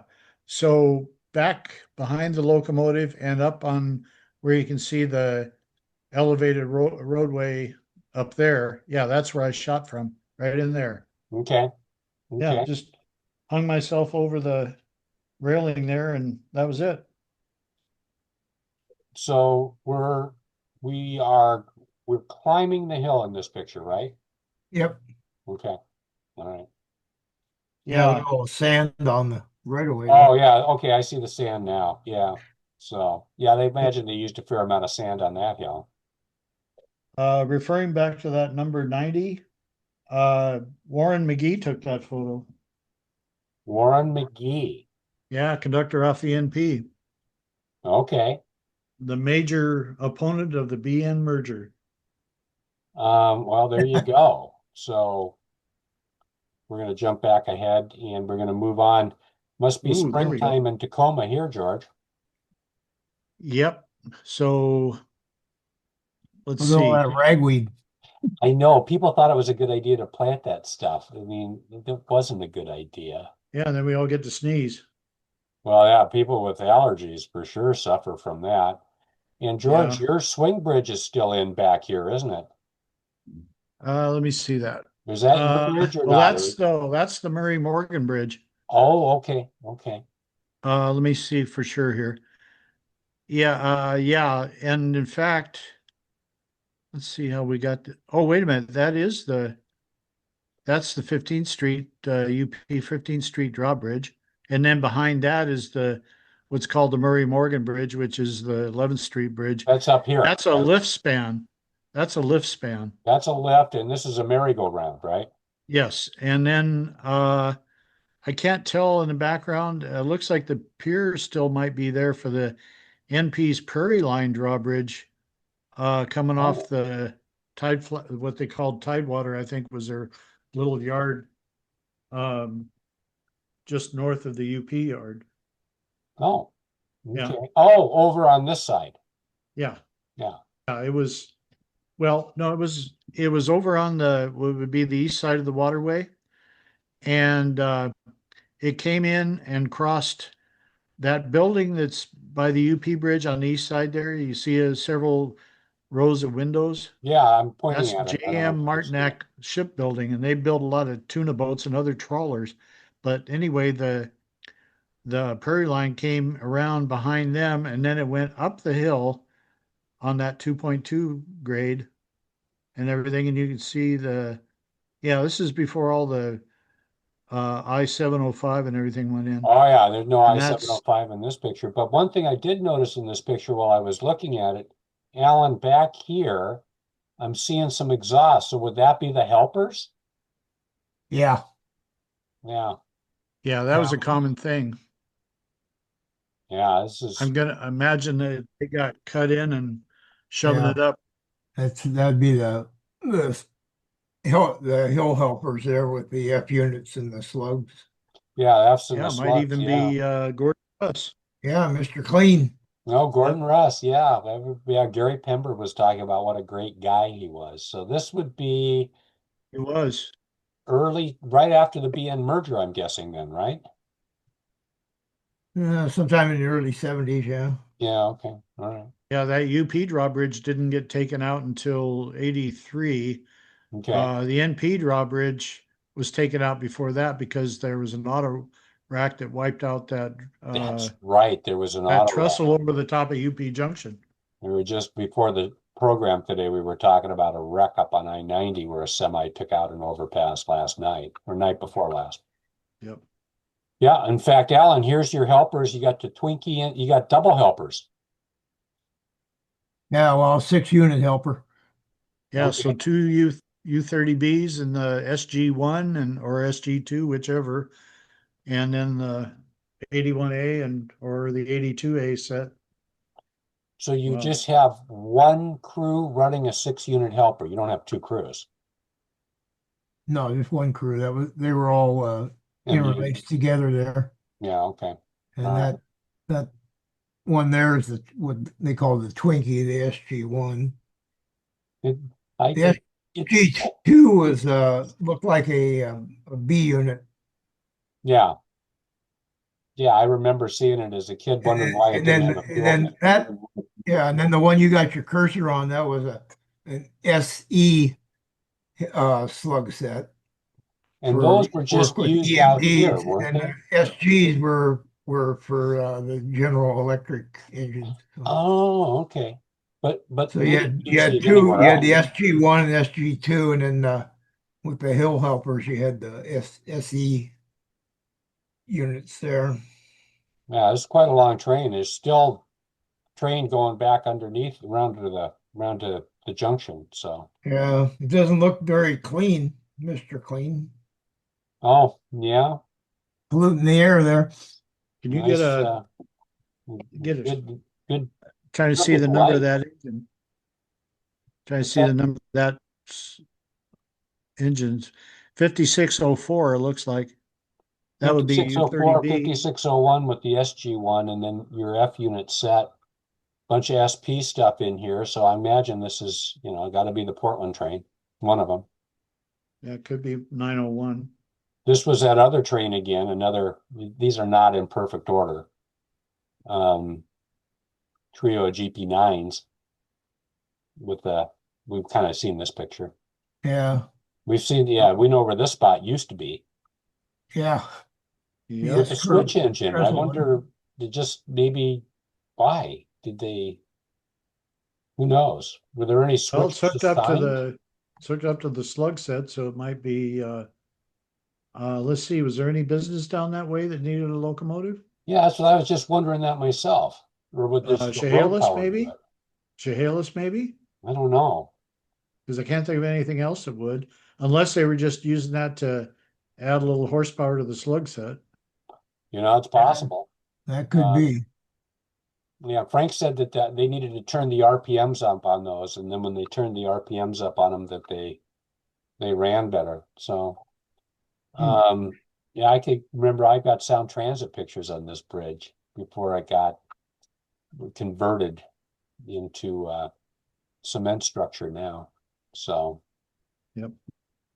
Until about 20 years ago, you used to be able to see the remnants of the old Milwaukee, the CMSTP&P herald on that girder yeah. when you went down to L Street. And we actually prevailed, Paul Kruger, our board president, prevailed upon Sound Transit to add a Milwaukee Road logo Yes. back to that bridge, Yep. so that you could see it today. So this There looks you like a go. Blair Koister photo to me, just Yep. from the lighting.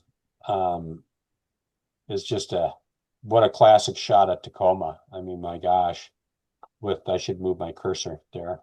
I'm glad he got all that stuff because by the time all this stuff was happening with the Milwaukee starting to go away, uh, I was I was working with the railroad and I didn't have time to do a lot of this. Right. So, the stuff I wanted, he got for me, as far as I'm concerned. Great Did a good House job. Square, which I think is Yep. going to go away. I don't know what this thing, it looks like it's a signal down there, Alan. Yeah, it's a signal knocked over Oh, Probably yeah, because yeah, it is. they had ABS all the way up to Hillsdale. oh, okay. Yeah. And see out of the picture in the direction the train is running was where the coach yard was. Right. For the old original depot. I think we got a picture of that depot coming up. Yeah, and then off to the right there was the what they call the Washington Ooh. Hole track that went down to the bottom of that where the trestle was there. Oh, that was a siding? Yeah, it was a industry spur, Okay. and it was called the Washington Hole track because there was a big business down there called I think it was called the Washington Veneer Company or something like that. Hmm. And then, if I remember correctly, when you go across D Street and you're still on the straight, uh, past the depot area, the track continued off, and wasn't there a Y there, Alan, that went under to Pacific Avenue and over to the beer plant over to Heidelberg's? Oh, I don't know. I don't remember a I Y haven't heard there. Heidelberg for a while. Yeah, the Heidelberg Brewery was up on Commerce Street at Oh, like if you drove up the hill from Puyallup Avenue, you just kept hmm. going up. Yeah, Heidelberg was right there, and you could smell the malt when it was cooking. Oh, yeah. Imagine. It Yeah. is really good.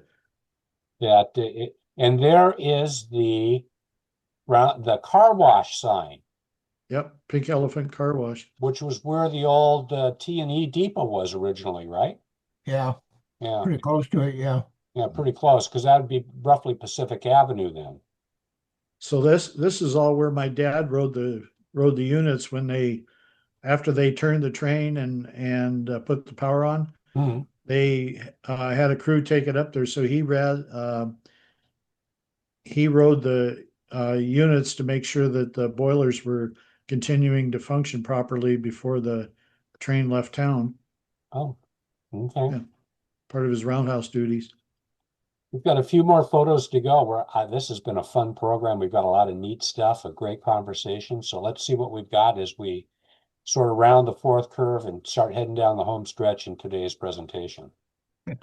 There we go. A Chicago Terre Haute and Southeastern boxcar, Alan. Yeah. I Yeah, need one of those. yeah, that's a cutie. You With the see the 63. T&E sheds are still up. Yeah, the 63. What was the 63? No, that was another simplified Mally. Oh, okay. How many of Yeah. them did they have out here? Well, they had quite a fleet of them. Wow, I guess so. This is officially the lower end of the Tacoma Eastern. The Tacoma Eastern started right here on this bridge. And that got replaced with a fill then, didn't it? I mean, there's no bridge there now. Yeah, probably. Yeah. This was the source of all the derailments right here, this area right here. Why is that? Well, if you're going downhill too fast, you're going to spill a lot of stuff. Oh, yeah. If you Yeah, got this loads coming downhill, yeah, they can kind of, yeah, this is that curve just below Brown and Haley there. yeah, right. Then you got the, what is this, the T&E sheds over here? Those are the umbrella sheds for the pasture depot. Yeah, Yep. Yeah. So this would be before they move the passengers out to Tie Flats Yard. yeah, And yeah, as I look in this picture, by golly, I see some overhead catenary in that picture because it was electrified all the way out to the passenger station, wasn't it? yep. Looks like the tracks are still in place there. Yeah. So this would be, Well, that depot down at Tide Flats wasn't built until 53 or something like that. So this is Yeah. probably in the late 40s or There's Reliance Supply. They were across, let's see, they were on the north side of Puyallup Avenue, and they were like a lumber supply place or a home building place, a wholesaler. yeah. And then I think that building to the left of that is Star Stables. Uh-huh. And oh, then you could could see be the remnants of 26th Street there, this just between the sheds and the top of the boxcar. Yeah, there you can see Star Stables on the building Star there. Stables over here on this side. Yeah, I could see that. This says like Washington. Would it be like Washington Gas or something or what? I'm guessing grocery. Oh, there you go. There you go. Leave I it. wonder if wonder if they came in and became West Coast Grocery, which is Oh, with 15th and D Streets by the UP Yard. that would that well could be the case. Um, Because yeah, this is before the UP Freight Shed was raised and to make way for the West Coast Grocery to expand. it's a great shot. Wow, That's for it sure. is a good shot. I like that. Okay, let's keep going, guys. Our audience is dying. Oh, look. There's the Genie Depot. Oh my gosh. Never seen this shot. Wow. So this would be so this, Alan, you can finger the date on this pretty close because this is the 11 with a passenger train. So this Yeah, would I be believe this. I believe I figured out this photo was from 1911 because see, you got Chicago, Milwaukee, and Puget Sound on the sign there. So it's a joint depot, Man. and that's a Tacoma Eastern pasture train there, yeah, and they would back out of the station here, and then we just saw that Malley sitting on that bridge. They would use that bridge to head towards Morton. right. I see a So later you horse-drawn carriage over here, Yeah, George. and the upstairs up there was the Milwaukee dispatcher's office, and the superintendent and all the officials were all up in there at one time. yeah. So it And looks then like this depot used to sit on the hill to the right here, up near where Brown and Haley was. And Yeah. then when the huh. Milwaukee came to town, they jacked it up and moved it down the hill and turned it and made a Oh, pasture station out of it. oh, And I like the You awning can see So you can see a little bit of the freight house there in the background. right here. Yeah. Yeah. Yeah, this is so they must have put a second track in there so that the locomotives that pulled the train straight to the depot could escape and come around on another track. Yeah, this is quite early. There was actually three tracks there at the end. Oh, and of course prior to the wow. electrification, because no wire, which would have been here at some point. Yeah, Yeah. what, what was it, 1919, 1920 when they first, no, wait a minute. Yeah, Yeah. before the Coast Division got electrified. Yeah. This is a good 8 or 9 years before the electrification. So. Yeah. I think what I like the best is, well, two things. I like seeing the big sign, and I like the sort of hominess of having the striped awnings on the I windows. know, it's such a nice touch. Yeah, I It was is. I was I was looking at that too. Yeah, what a classic photo from 110 years ago. And then we flash And move up to today or more today-ish. And Alan, you worked at Tacoma Junction, right? yeah, I worked there quite a bit. I like that place. That was, I always thought when I was a kid, because the substation was just across the street. And I just thought that that was just kind of like one of the really, it was just, I just always thought it was a really cool place. So Yeah, 20, they often put the bunk cars over there on the substation spur. You can see them yeah, whenever they had a crew in here working on something. That's where they'd put their outfit cars. okay. I don't recall ever being able to get around the other side of the substation to see the big neon sign stuff. You know, Oh, I've got a picture of it I took. It's not very good, but it had that neon, the Milwaukee Road on the substation. yeah. And then if you look real close on painted on the brick, it says the Olympian best to the east. Do you see the milepost sign here on the pole? I was going to ask about that. That was on my list of things to talk about. So Yeah, that's so Yeah, miles from they Chicago. purport that to be the highest milepost on the Milwaukee, but it's really not.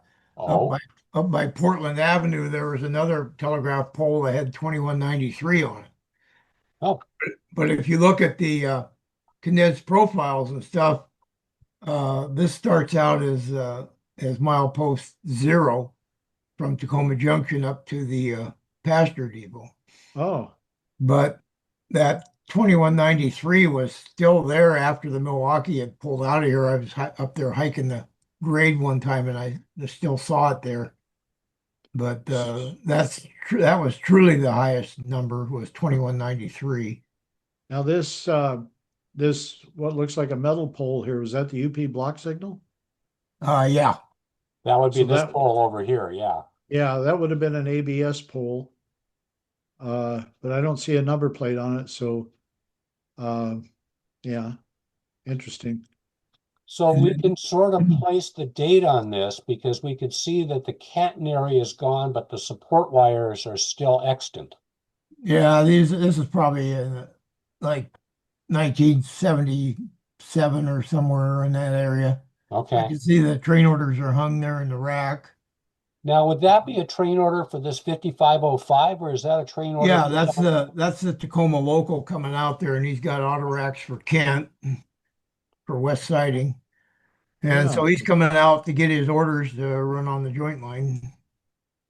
Yeah, look at that nice bouncy track. Yeah, Yeah, that was where he's sitting. That was double track all the way into the Tide Flats yard. yeah. And then the line that goes straight is the one that goes to the Tacoma and Eastern then, right? Yeah, Yeah.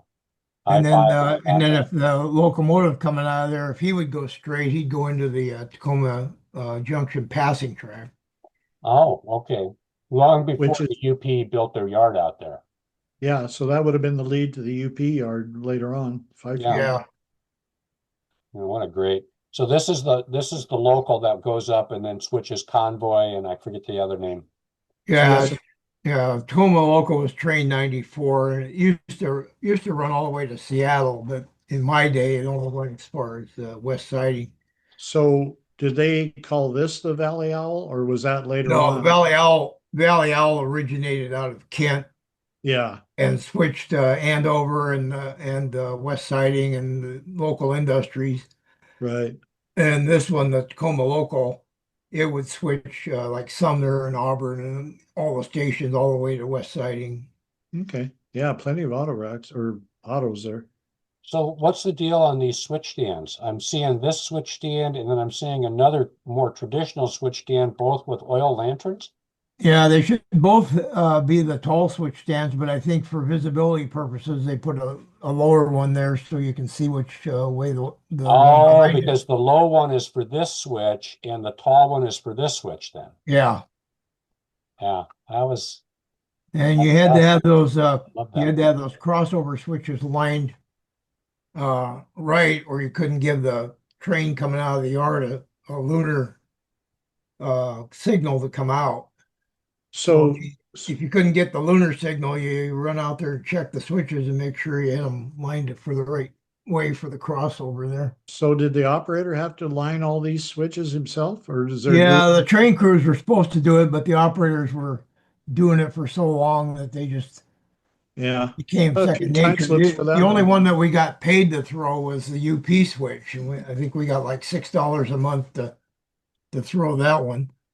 But Yeah. we threw the Milwaukee ones for free, and they like I say, you had to have the thing lined right. But to give them the lunar signal, which is what you gave them once you had the orders hung and you were ready for them, you Uh-huh. throw the lunar signal. The lunar signal is just a light switch like you have on your wall in your house. It was mounted above the desk there, and so you just I always called it the porch light. I'll turn the porch light on for 262 and it can come There you out. go. We'll leave the light on for you. Yeah.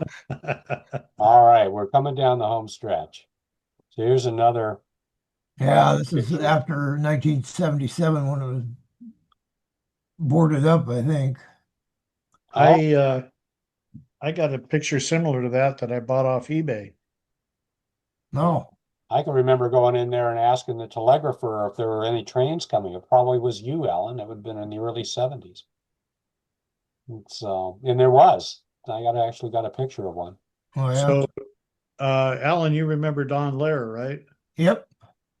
So one time Don and I went down there, and underneath that shack were all kinds of train orders that have been either stored as records or something like that.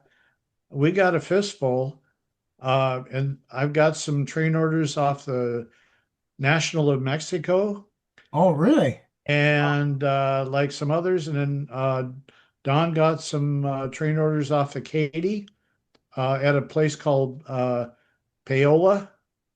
Sounds good, doesn't it? Yeah. Paola, Oh, yeah.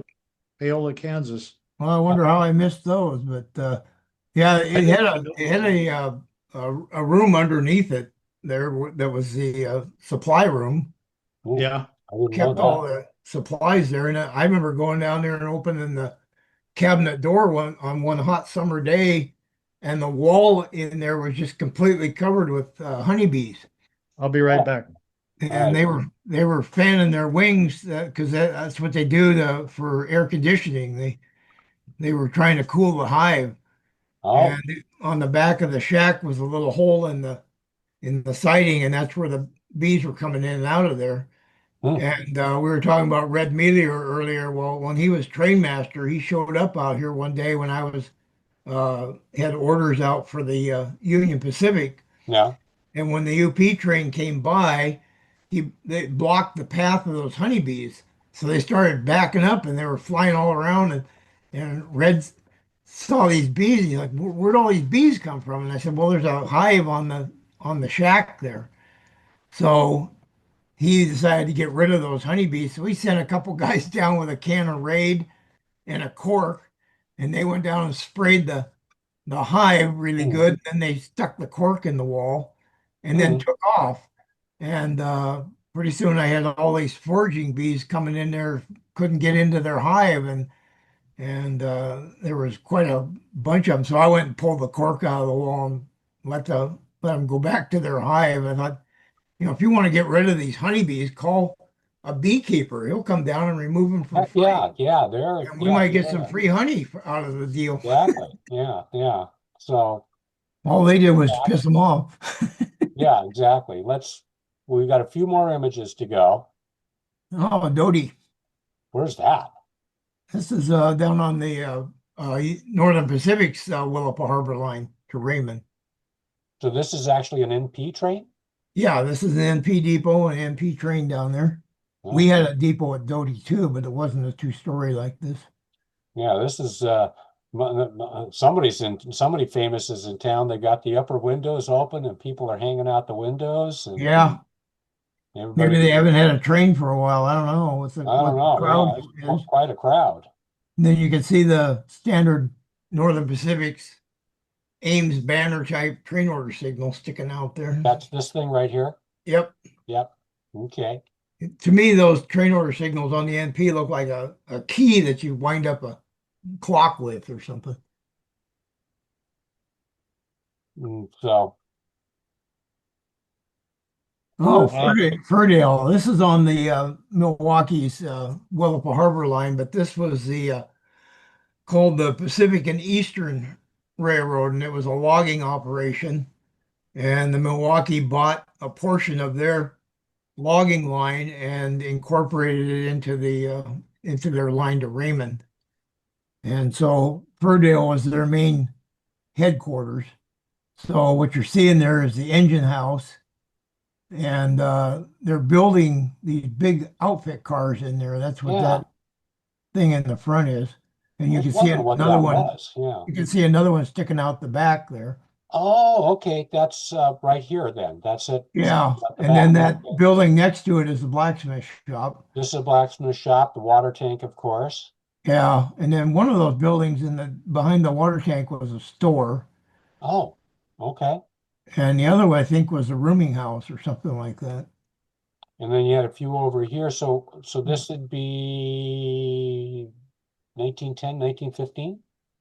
Yeah, this would be prior to 1915 when the Milwaukee took it over.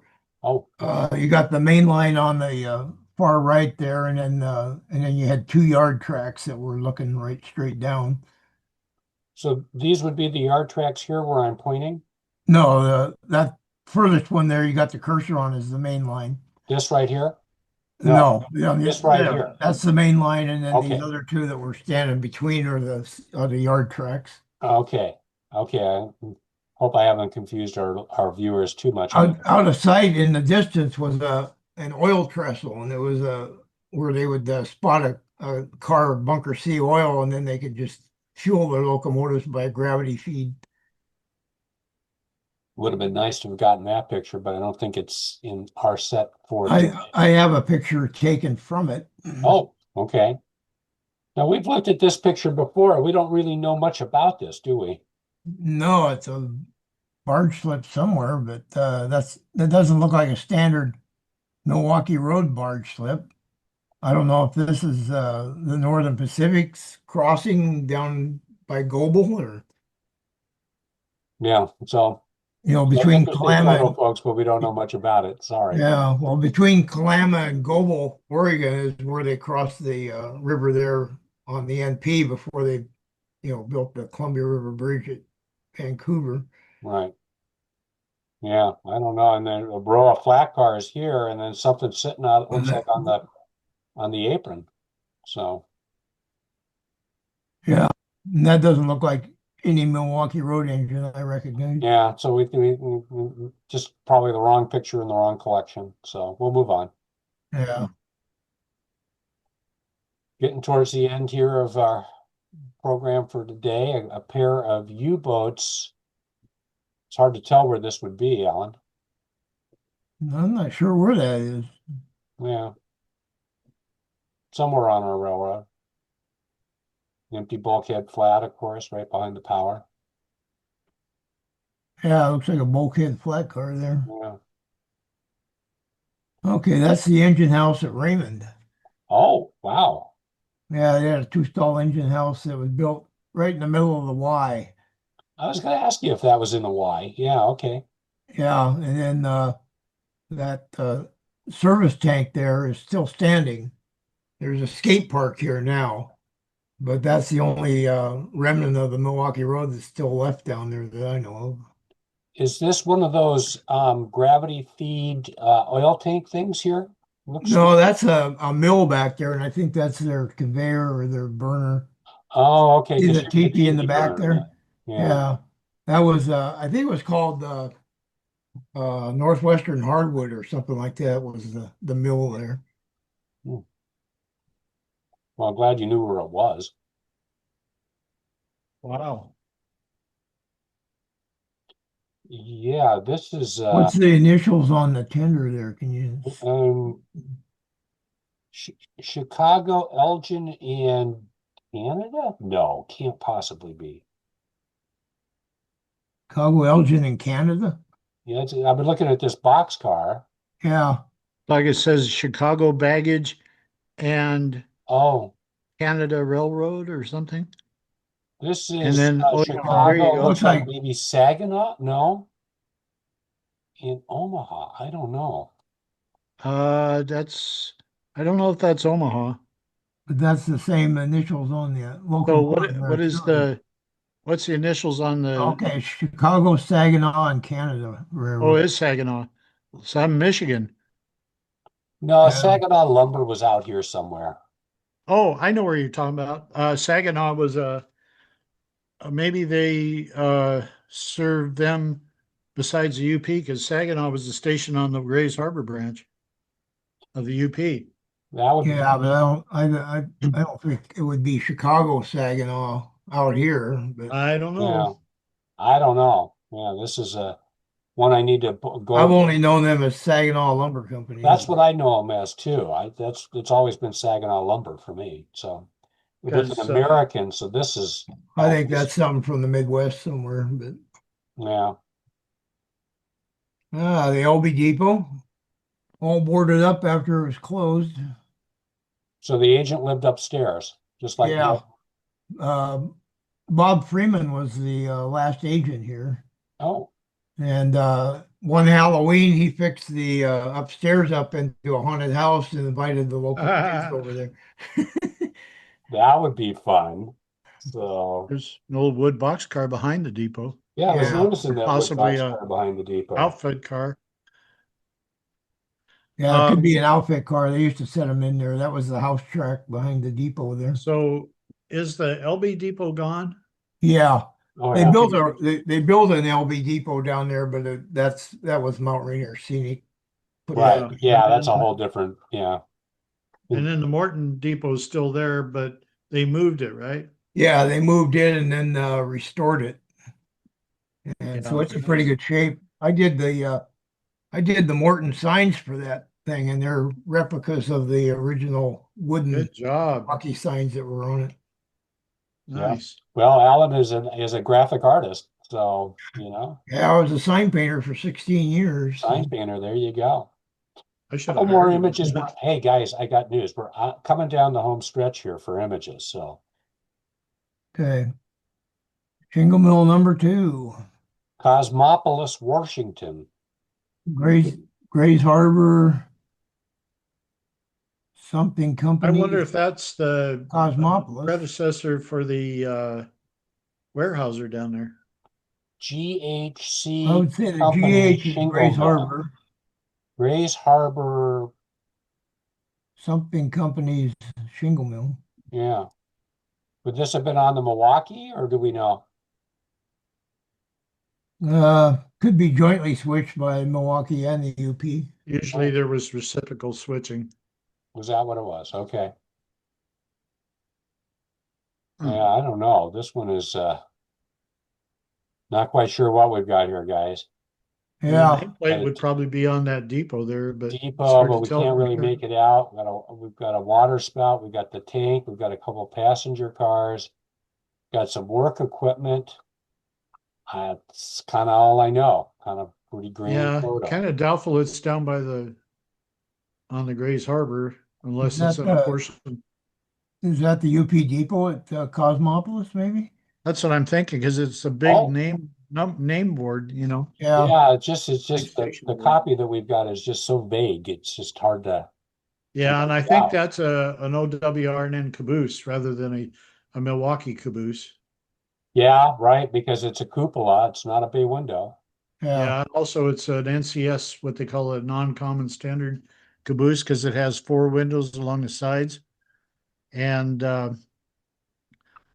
right there, you can, if you take a good look at that cupola, it's got there's a window on this side and a window on this side, but then there's a space that can either be glass or could be boarded off on the cupola as it faces the rear or the front of the train. So would this be kind of an OWRN kind of style depot, George? I think so. Now, just like like T&E, maybe OWRNN had their own style depots, Yeah. I'm thinking, but they would have been few and far between. Yeah, Um, Cosmopolis was kind of a unique design. I've seen another yeah, photo of it, so that's why I think that's what it is. But Yeah. those houses there, those really remind me of the houses along the main drag into Causey. When we're parallel to them down there, and you go in and switch Weyerhaeuser, drop in the loaded tank cars and the empty newsprint cars, and then pull the opposite of those coming out of there. So that's what that UP local was that did. That ran the Centralia Tacoma turn, and then this Mhm. then the same engine for the Centralia Hoquiam turn. That's Here what we they took. have the GHC Co sawmill in Cosmopolis again. So with Northern Pacific boxcars in the foreground, a teepee burner. Cahill, yeah, Cahill Sawmill. Looks like Yeah, it says. And okay. that's a Northern Pacific boxcar. Yeah. yeah, well, that's that GHC company again. So maybe that's Grays Harbor Cosmopolis Company Sawmill or something. Something. Could be. I don't know what the C would stand for other than Cosmopolis. So. I mean, it Yeah. makes sense. Grays Harbor Cosmopolis Company sawmill. I don't know. Cosmopolis, Washington. Guys, I've got some stunning news. Uh-oh. We've We're reached the done. last of our images in today's program. All right. Right. So I'm going to end the screen share and bring it back to our esteemed guests, George Foster and Alan Miller. Guys, thank you. That was, we had quite a bit of information to go over there. Yeah, we figured out most of them, I think. Yeah, we certainly had fun looking at them and talking about them. So, Yep. what I'll do is we'll end the recording here in a second, and then I'll start spooling it up, and we'll get this online, and I'll copy you guys when you do it. And then next Tuesday, we'll have a session. Alan, you're going to be around next Tuesday. It's kind of a little out of network for you. It's going to be Dave Sproul talking about railroad employee photos. So, Yeah, Dave told me that. I contacted him last night. He didn't have a link to that Cascade Highline video. oh, okay. So I sent him one so he can go look that over Yeah, now you and can go. Oh, yeah, he's enjoying critique it. those. This has been a great series, guys, we've been working on together, and I'm just thankful to have, you guys around to be able to share this information with our readers, your viewers now and in the future. So, um, any last comments before I end the recording? I got show and tell on quickly on photos. There you So go. there's my copy of that Tacoma Junction shack. It's Yeah. the Oh same yeah, photo. yep, Same same picture. photo, yeah. Yeah. And then this is the still of that shot that's in the video that I sent you. And Oh, it's the hill, one of the hill engines or something. And they're stalled there. And Oh, then there's another crossing the shot of Puyallup Tacoma River. Junction with a train coming out. oh yeah, Yeah. There you nice. go. All right. Well, a nice thank you. And so at this point, I'm going to thank our commentators, Alan Miller and George Foster. I'm your host and moderator, Jonathan Fischer. This is a Cascade Rail Foundation program for October 23rd, 2025. So thanks everybody for watching, and for all those people in the future that survived this far into the presentation. God bless you all. So, and with that happy note, I am going to end our recording.